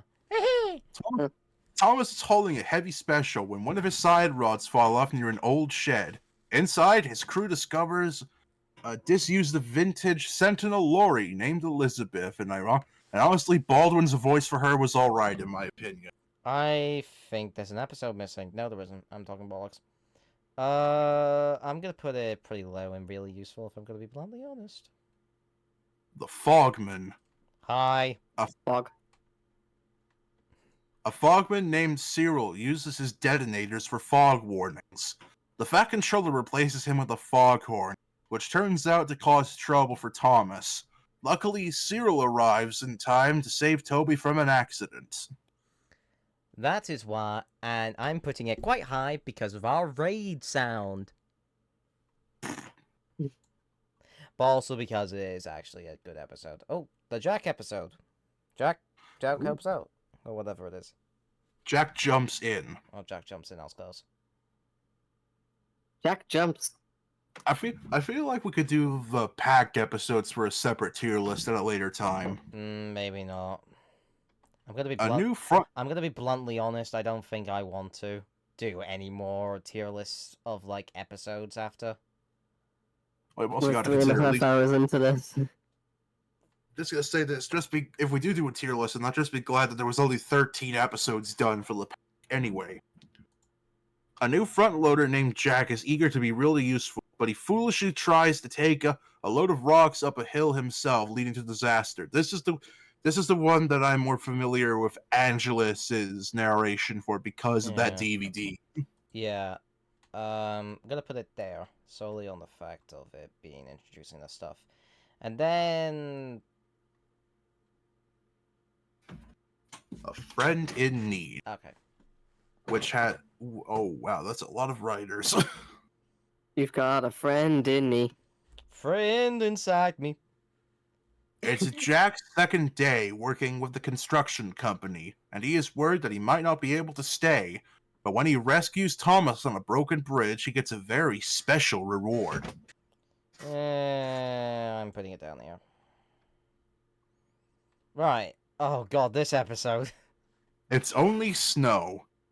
Thomas is told to deliver a Christmas tree to the mountain village, but becomes cross when he has to use his old snowplow.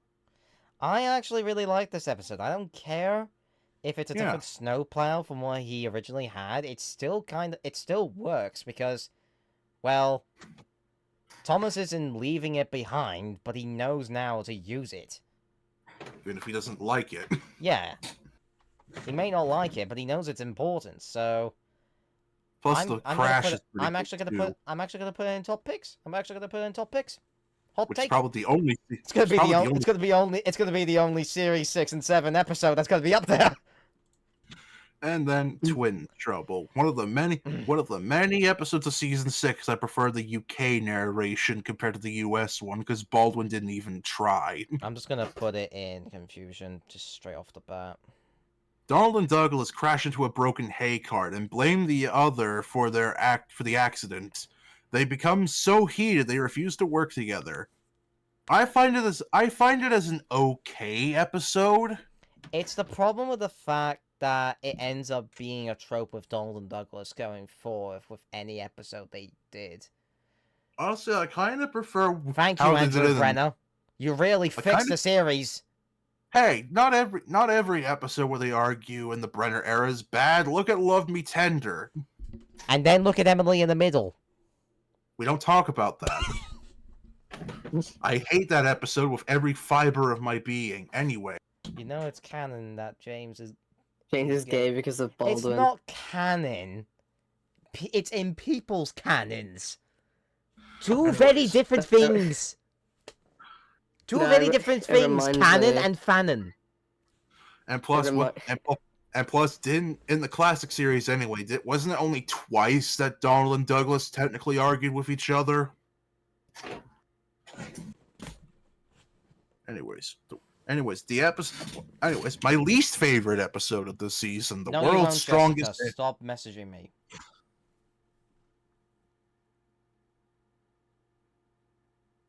Anyways, like I was saying, my least favorite episode of the season, the world's strongest engine. Henry has an accident leading to Diesel returning to the railway. Diesel is insistent on proving that he is the strongest engine in the world, much to the troublesome truck's amusement. I'm gonna put it pretty high because of the episode. It can be better if it's not Henry. That's the only thing, and I know it can not, and I know it can work without Henry because of a certain thing I've got planned. Wink, wink, nudge, nudge. I won't say what just yet, but it can be rewritten to be a different engine, and it would still be good. It would still be the exact same, just a bit better. Anyways, then we come to another favorite of mine this season, Scaredy Engine. That's gonna go pretty high up. It is Halloween, and Thomas keeps teasing Percy about being a scaredy engine. However, the tables turn when Thomas gets a scare at the smelters.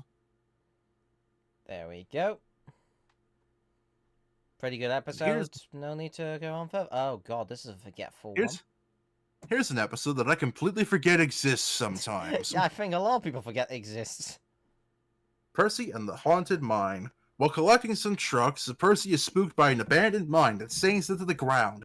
Then he thinks that some naughty gnomes are causing trouble. And this is where I say that Alec Baldwin not trying with Donald and Douglas is at its worst, especially when the dialogue they have in that episode is specifically written to have a Scottish accent in it. I'm just gonna put it below Gremlin. Oh god, I think I found the first Triple D. Middle engine.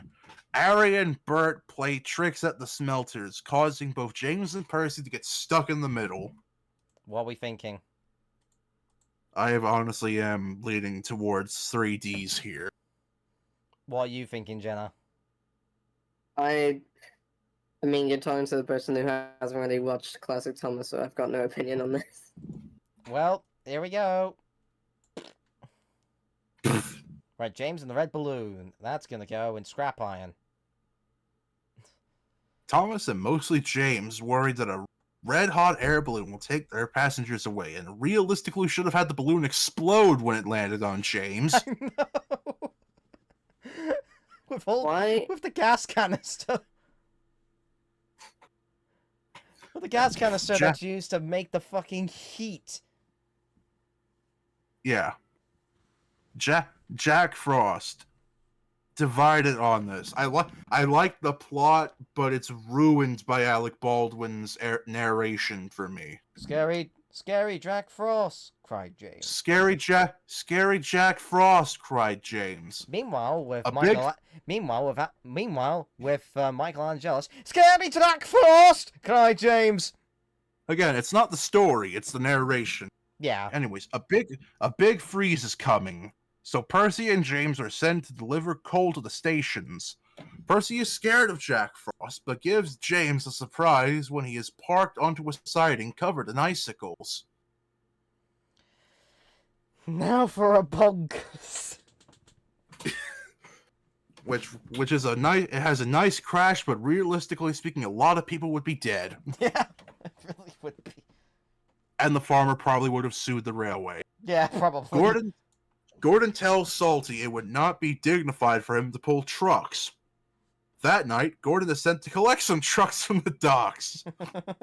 But his pride gets him sent down a rickety old branch line by mistake. Somehow. Seriously, like that's his mistake. I don't get how the signalman was that incompetent either, unless he thought, oh look, there's Gordon. Oh look, it's Thomas. Better send him down the branch line. Oh no, wait, that's not Thomas. What branch line even was that anyway? I have no idea. It was an abandoned one by the looks of it. Gordon takes I like Gordon takes the tumble solely for the crash. Yeah, I think that's the same thing for everyone. Percy's Chocolate Crunch. Which a person made a lot more darker version of that. Percy keeps getting dirty while doing all of his jobs, but when he volunteers to take clean sugar to the new chocolate factory, he becomes the dirtiest of all. Is that the one where it's changed to an orphanage? No. This is like one where it's like an aftermath. It's an episode that's meant to be like an aftermath of it, where it's like 4 employees got horribly disfigured in the accident. Oh yeah, that one you mentioned. Yeah. I was gonna say, I blinded myself. I'm I'm blind. blinded by the lights. Do not don't have like anything the this. on one, because no, you're the gonna one go I bang was yourself. the one I was talking about for some strange reason I've seen on Instagram. Also, a hot take when it comes to blinding lights. Don't care for that song. Yeah, fair enough. I'm the same on that. Percy's chocolate Oh. crunch. And then after that, oh no. I'm gonna put it there. Oh no, it's another one. Buffer bother. Ben is sent to get new buffers, leaving Bill to work with Mavis alone. As a result, a jealous Bill becomes careless, and he ends up damaging his own buffers. I'm starting to see I'm where not this is going. I'm gonna say this. I feel like the plot could work if it was heavily reworked, because it wouldn't be out of character for one of the Clay Pit twins to get jealous of the. Yeah. Anyways, here's an episode I don't hate, but I keep forgetting exists sometimes. I think I only watched it once. Toby Had a Little Lamb, which was one of the few season 6 episodes that Brandon narrated. During a blizzard, Toby is flagged down by a farmer whose sheep are due to give birth and urgently need a vet. So both Toby and Duck must try to rescue the lambs from being stranded. And I think this is one of the only episodes that Duck has a speaking role in this season outside of Twin Trouble. Yeah, I'm just gonna put it there because. I mean, to me, it's not a bad episode per se. I just keep forgetting it exists sometimes. Yeah, I think we should also base these primarily on how many people actually remember them. Oh, here's an episode that Andy really doesn't like. Why am I not surprised? Thomas Percy and the Squeak. The famous opera singer Alicia Body is arriving for a concert, and Thomas is chosen to take her. At the docks, Thomas notices a squeaking mouse aboard, so Percy gets his chance to help his friend. The UK version's better. Mostly because of how Angelus did Alicia Bossy. I prefer the UK just because of the insult that Gordon does. I can't go into the goats with an illegal mouse. Peasant, said Gordon. Yes, I am pleasant, said Percy. What was it in the US version? But he's filthy, said Gordon. But I clean up nice, said Percy. That's fucking ridiculous. No, it's like, look at the little green engine, sort of sweet and dirty, like a proper steam engine. Pleasant. Yes, I am pleasant. Also, I think the reason Andy doesn't like this episode is solely because of the scenes where Alicia Body is screaming. Yeah, I get that. I'm gonna put it up here. Here's one of the enjoyable ones here. Thomas the Jet Engine, or as it's called in the US. Or as it's called in the US dub, Thomas and the Jet Engine. Why did that take your breath away?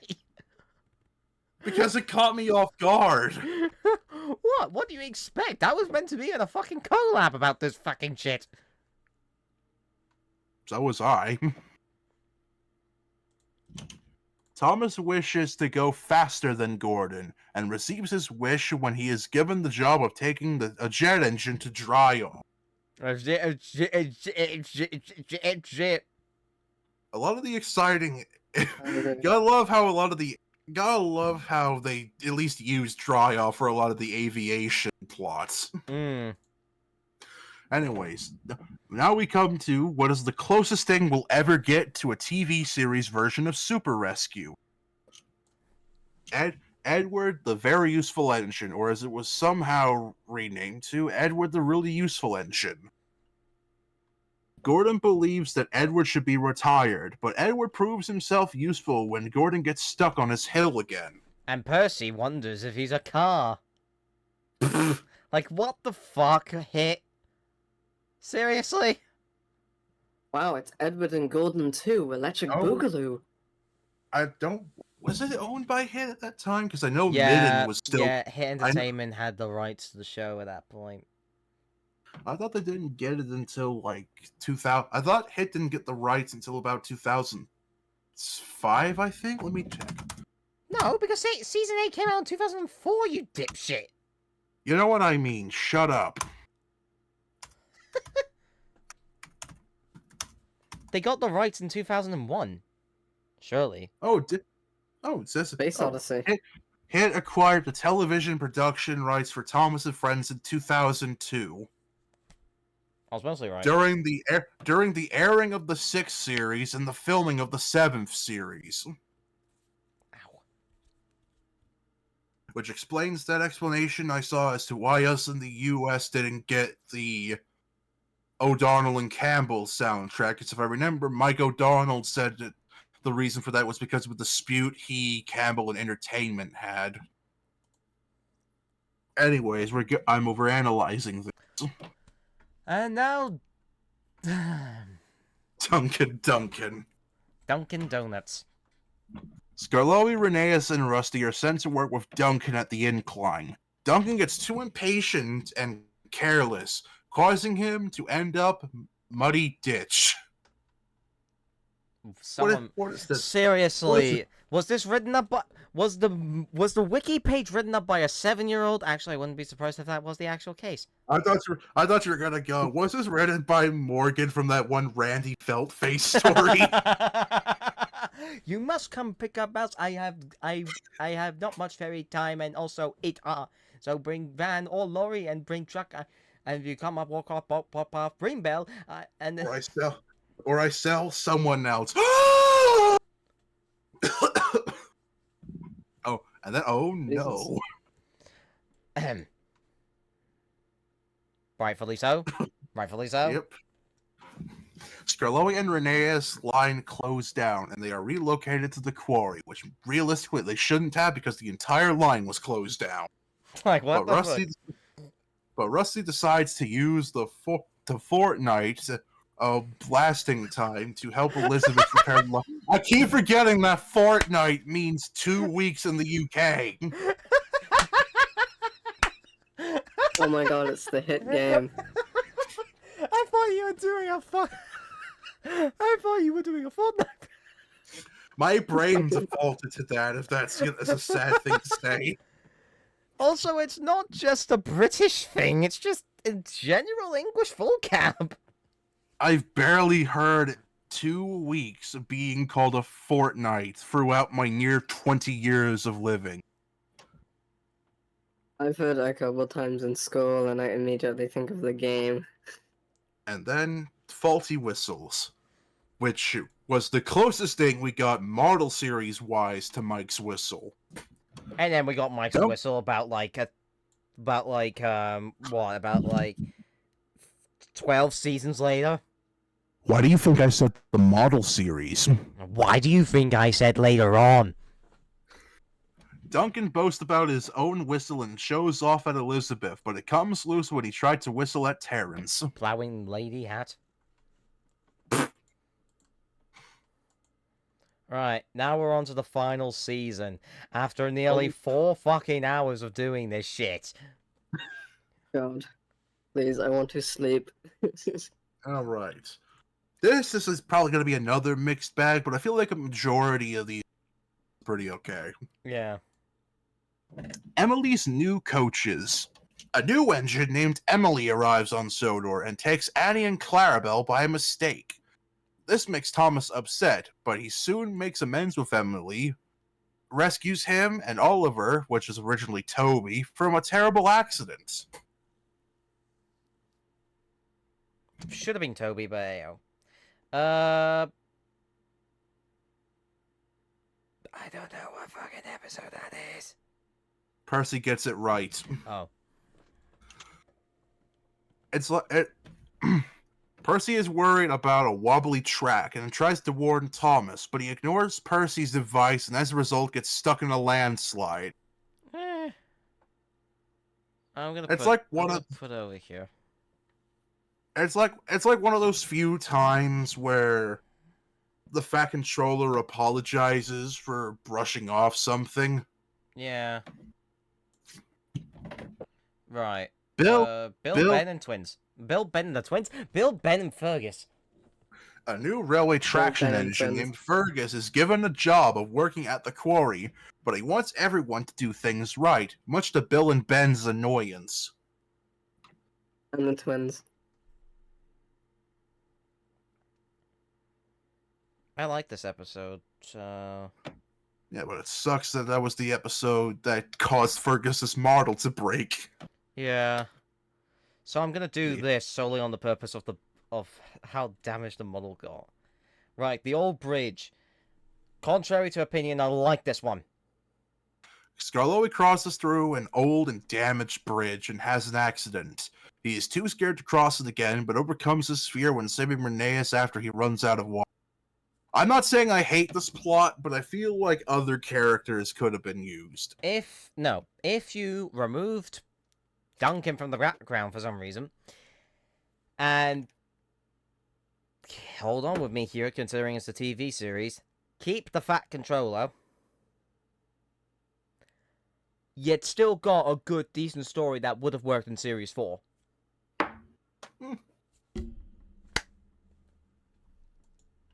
Anyways, So, on that basis alone, it's going pretty high up. Okay, not that high. you're being too generous with yourself. Yeah. Anyways, Edward's brass band.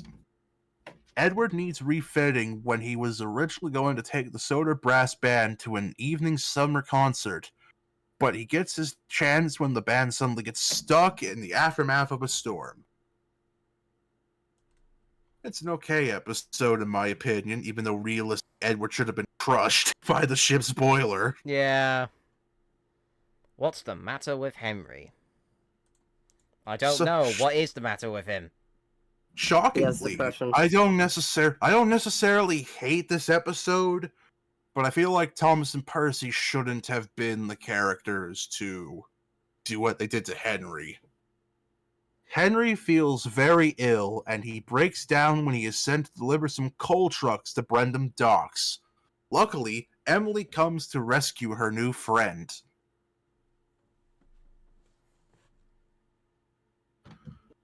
I have no fucking... I'm just gonna put in confusion solely on the basis of Thomas and Percy. Like, what would you have done? What would you have done in terms of that story? Hold on, I can actually answer that. Let me go to my docs because I Oh shit! actually have He actually rewrote the story. close. Because I have an outline for when I get to doing my own series. Granted, it's mostly I think I have it to where OCs replace. Yeah, I have it to where two of my OCs replace Thomas and Percy. If it was Thomas characters, though, Probably Bill and Ben. that would have been even more unrealistic. I'm gonna be bluntly honest. Well, it's the best I can think of, so shut. I think they only chose Thomas and Percy because that was their best bet. Yeah, because the two characters I replaced them with my canon was two OCs I have called Mordecai and Rigby. And before anyone says anything, only Rigby has deliberate ties to regular show. Oh my god, some regular show characters. Oh my god. I would have probably made it. I probably would have made Thomas and Percy act a bit more differently. In a way where they would be concerned about Henry, and they do what they did because they think maybe he's feeling a bit underworked or something. Okay. So, like, they're doing it out of empathy instead of trickery. Okay, next up. One of my personal favorite episodes of the season, James and the Queen of Sodor. James and the Queen of Sovus. James is given a very important special of collecting the Queen of Sodor and taking it to the smelters. To his surprise, it turns out to be a leaky, old, and slimy barge. This is one I wish I could add to my series, but can't because I have no way of having the Queen of Sodor. There's an episode missing here. I swear to God there is. The next episode is the Refreshment Lady's Tea Shop. It's not that one. I'll figure it out when we figure it out. I think I do know which one it is, but keep my mouth Peter shut. Sam is given a job of finding a perfect place for the refreshment lady's new tea shop. Jesus Christ! The sad part is that I hurt my back doing that. Fucking hell, mate! My back. Well, that's your fault. Uh, That's Who your would've fault thought for you having could a throw- sore back. Kids do not sneeze or else they'll break your back. I feel like this is a pretty decent episode. Maybe not the greatest, but it's all right for what it is. It's forgetful. Not to me. It is to me. I don't know the flaw. I literally just said it, man. I was not listening. Peter Sam is given a job of finding a perfect place for the refreshment lady's new tea shop. Can you hear it better now? Someone clip that. Oh, I must be careful. I think I almost wet myself from that. Please, Huh? someone clip that bit, please. I want you to make that a short, Aiden. Please. Please make that bit a short. I might. Okay, right. Okay. Spotless record. Spotless record. A new tank engine named Arthur arrives on Sodor and is known for a spotless record. But it does not last when Thomas plays a cheeky trick on him. But it does not last because he lives on the island of Sodor now. No, I think interestingly from what I heard, Arthur got his name from like a contest and it was like a name that a kid gave after like his dead grandpa or something, if I recall correctly. Oh, fair enough. Toby and the old mill. Toby's windmill, which originally was going to be Percy's windmill. Are you... It wouldn't have worked with Percy, I'm sorry. Toby's favorite place is an old windmill, but after a storm damages it, he must find a way to fix it. Well, this season has a lot of storms. Yeah. Okay. Actually, Bad Castle Lock. Donald and Douglas are given a special of taking a celebration train to Callan Castle, A special, But get special. but get stuck near the lock and find a scary monster. Luckily, it turns out to be Harvey who comes to their rescue. Wow, how fucking ironic. They think it's a monster and it turns out to be Harvey. I'm gonna put it here. Alright, Rheneas and the roller coaster, which was originally Peter Sam and the roller coaster. Why did they change it? I do not know. Rheneas is given a special of taking school children around the narrow gauge railway, but is worried that he is not special enough for the job. He soon gets his hopes when he goes down a bumpy line, which I don't even think is said to be bumpy in the original episode. I'm just gonna put confusion. Next one, Salty and Fergus? No. Salty Stormy Tale. Yeah. A storm arrives at Brendam Docks and a lighthouse lamp goes out close by. Luckily, Salty and Fergus have an idea that saves the day. Geez, no wonder people make theories about how the storm of a lot of these episodes are connected together. Yeah, I know. Yeah, I'll put it up here. It's a good story. Right next to Bad Castle Lock. Here's one that I think is a decent story. Snow Engine. It's decent. Oliver hates snow, but discovers how magical it is when he becomes a snow engine for the Solar Winter Festival during the Christmas season. I'll put My only I'll nitpick put it reliable. is how did Toad manage to rotate himself where he's somehow facing Oliver? Is there a problem, Mr. Oliver? Yes! There is! There's in the US dub, there's no. Hang on. That could have gone a little smoother. In the US dub, there's no pause between Toad and Oliver's dialogue.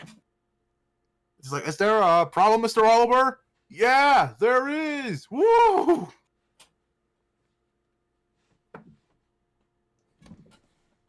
And now Next one. Ooh, something fishy. fishy. This is something fishy. Fucking. I like this episode. Yeah, it's a pretty good one. I'll put it high up. Arthur hopes to work at the new branch line running to the fishing village, but Thomas is unfortunately given the job. Luckily, Arthur some gets reason. his chance. Arthur gets his chance when Thomas has an accident. I feel like if I was to rewrite that explanation slightly, it would be like maybe Thomas was the engine picked to trial the Normanby branch before a permanent engine was sent there. Because, he's already got a branch line. I probably would have done something better. James. Fair. Considering his history with fish trains going forward in the series. And the one time he tried taking it in the railway series.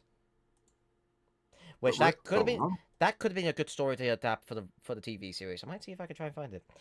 I think the closest thing we get is that time is Smelly Kipper. Isn't that a Brenner episode? It's close. Like I said. Fair enough. Anyways, Right, the Runaway here's Elephant. the one of the wackiest episodes, but I really like the Runaway. I know.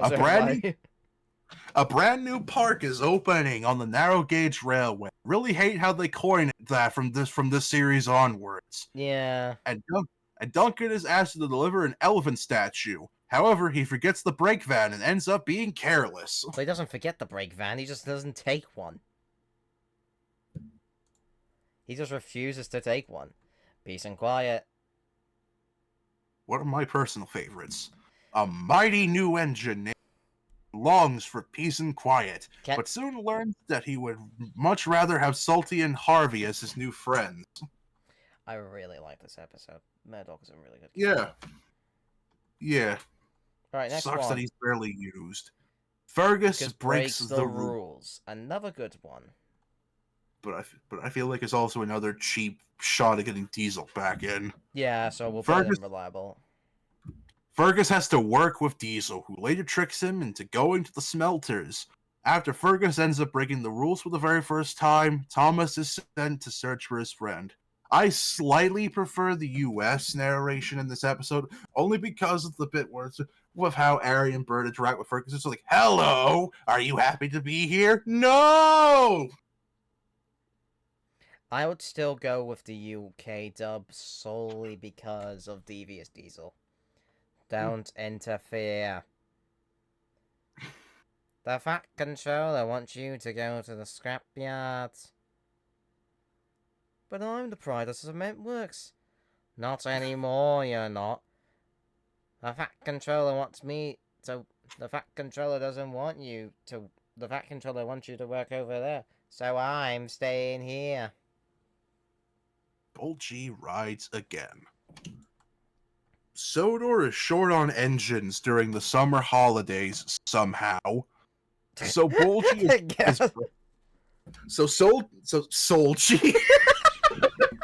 Solgy. So Bulgy is brought back in service to show the holiday makers around the island. It's definitely an episode they wanted to shoehorn Bolty back, but yes, I did that on purpose. That was to take a jab at you, Bolty. I feel like it's a decent episode for what it is.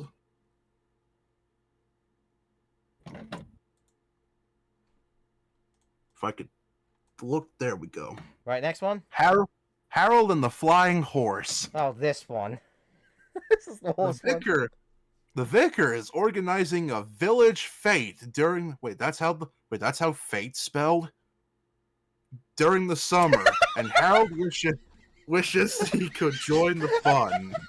He gets his big chance when rescuing a cart horse named Pegasus. Why was it when you? Why was it just you going like, wait, that's how fate spelled? I didn't know for the summer. I didn't know it was spelled Fete. It's the it's the way you cut yourself off and then continued reading. But genuinely, though, I've never seen it be. I never knew that that's how it was spelled for that context. I've never seen it in writing. Oh, Jesus. Anyway, this episode's getting... it's going in confusion, I'm sorry. Right next to the other one, right next to the previous season. I do like the bit where, like, Percy's reacting to just seeing Harold Pegasus. The grand opening, an episode that I feel like is way too harsh to Skarloey in the beginning. A new line is about to open on the narrow gauge railway, but Skarloey ends up running late for the announcement. He worries about running late again, but it ends up being worth it when Lady Hat and the Fat Controller get in trouble riding in the hot air balloon. I actually really like that episode.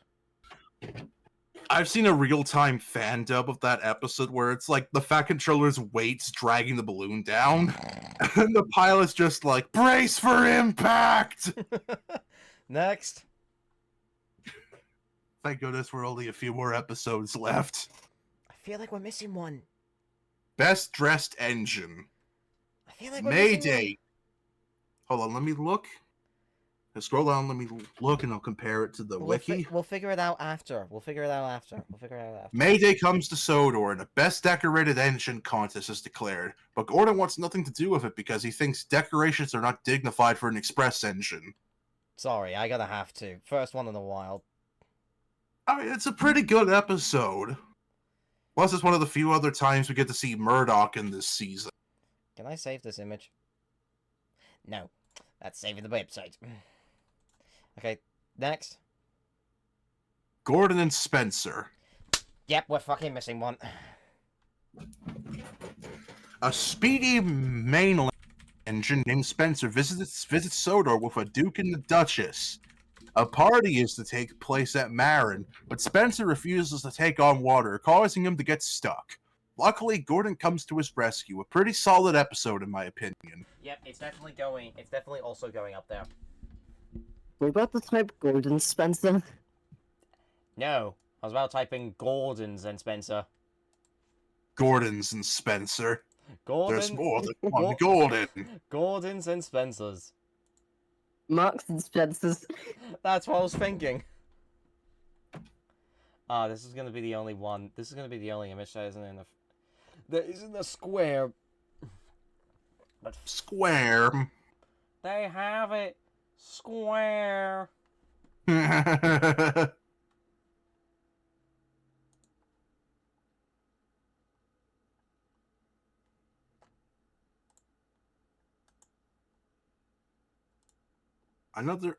another episode I'm more used to Angelus, and I really like Angelus' early Spencer voice.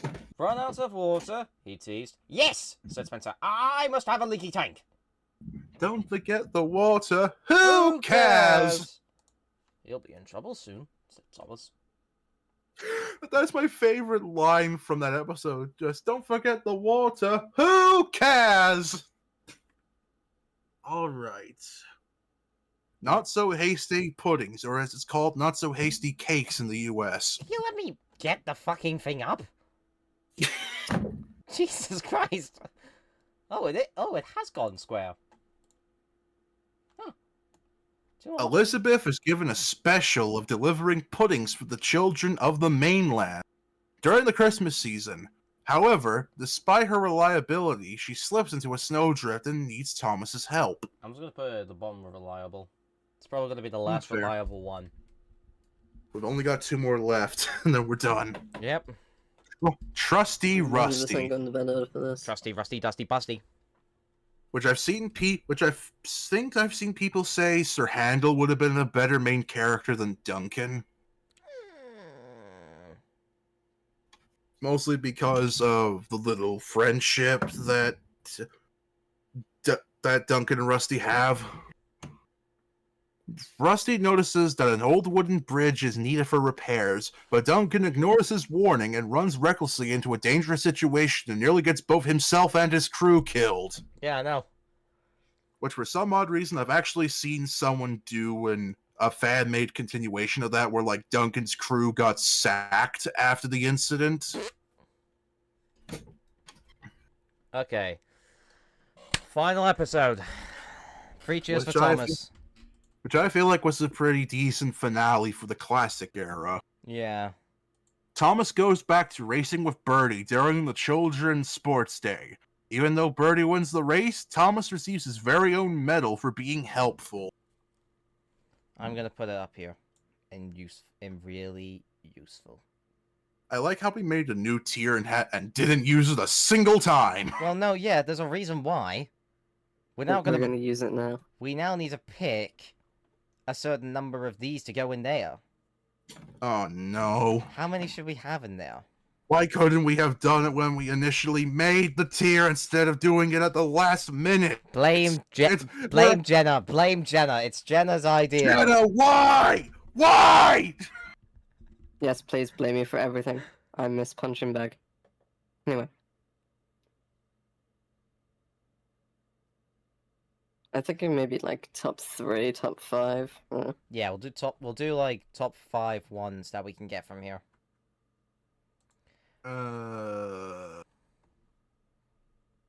So it has to be ones from in top picks. And it has to be ones we You know what? No, that wouldn't work. Because of me. Well, what would be your choices?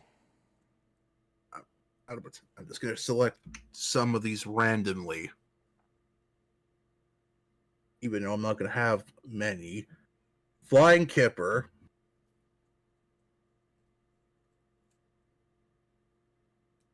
Cranky Bugs. That's all. Jenna? That was 2.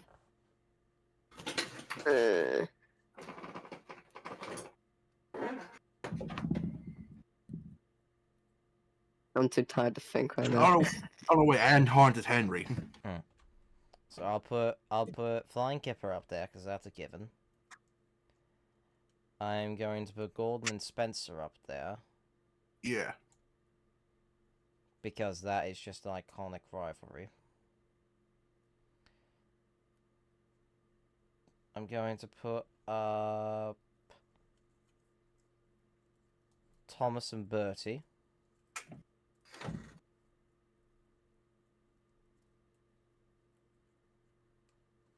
Actually, no, I'm going to take off Thomas and Bertie and replace it with James and the coaches. Because fuck you. Oh,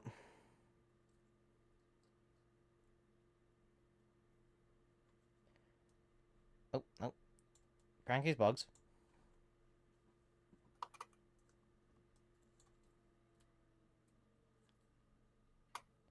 And one more. We gotta put in the goat. Yep. And And now to rearrange these slightly. And now we finished this tier list, and it only took us about 3 more hours than we expected it to. Yep. Literally. I'm going to... Save and download. I'm going... Download.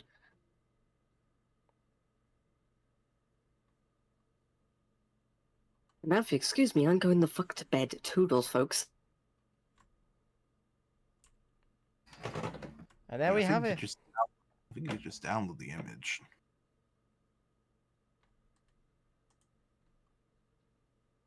And there we have it. Took us nearly 5 hours, but... And to remove... to remove the pictures, I've had it. Oh well.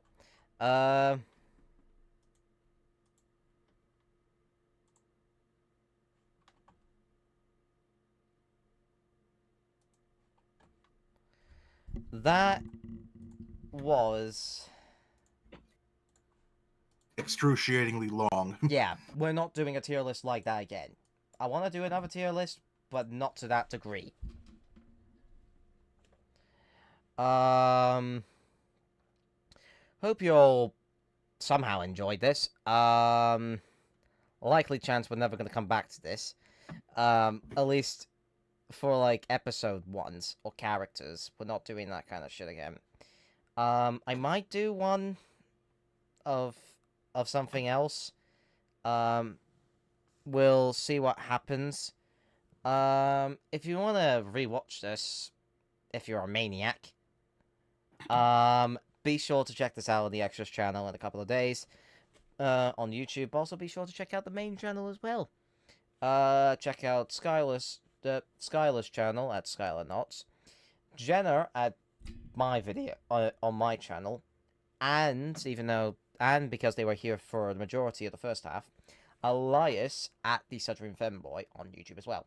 Check out all my other social medias as well, and check out the Ko-Fi page to be sure, so that way you can donate money to help me fund for new PC parts. I still need my RAM before I want to get my RAM before I upgrade to Windows 11. I just want to get that all done before October, because that's when support for Windows 10 ends.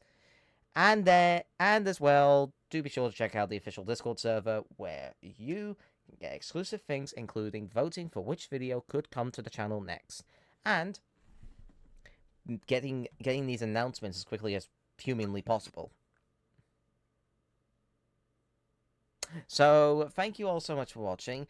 I'm going to go and get myself some caffeine, so that way I can do the stuff I wanted to do after this, and I will see you in the next one. Goodbye, lads and lasses!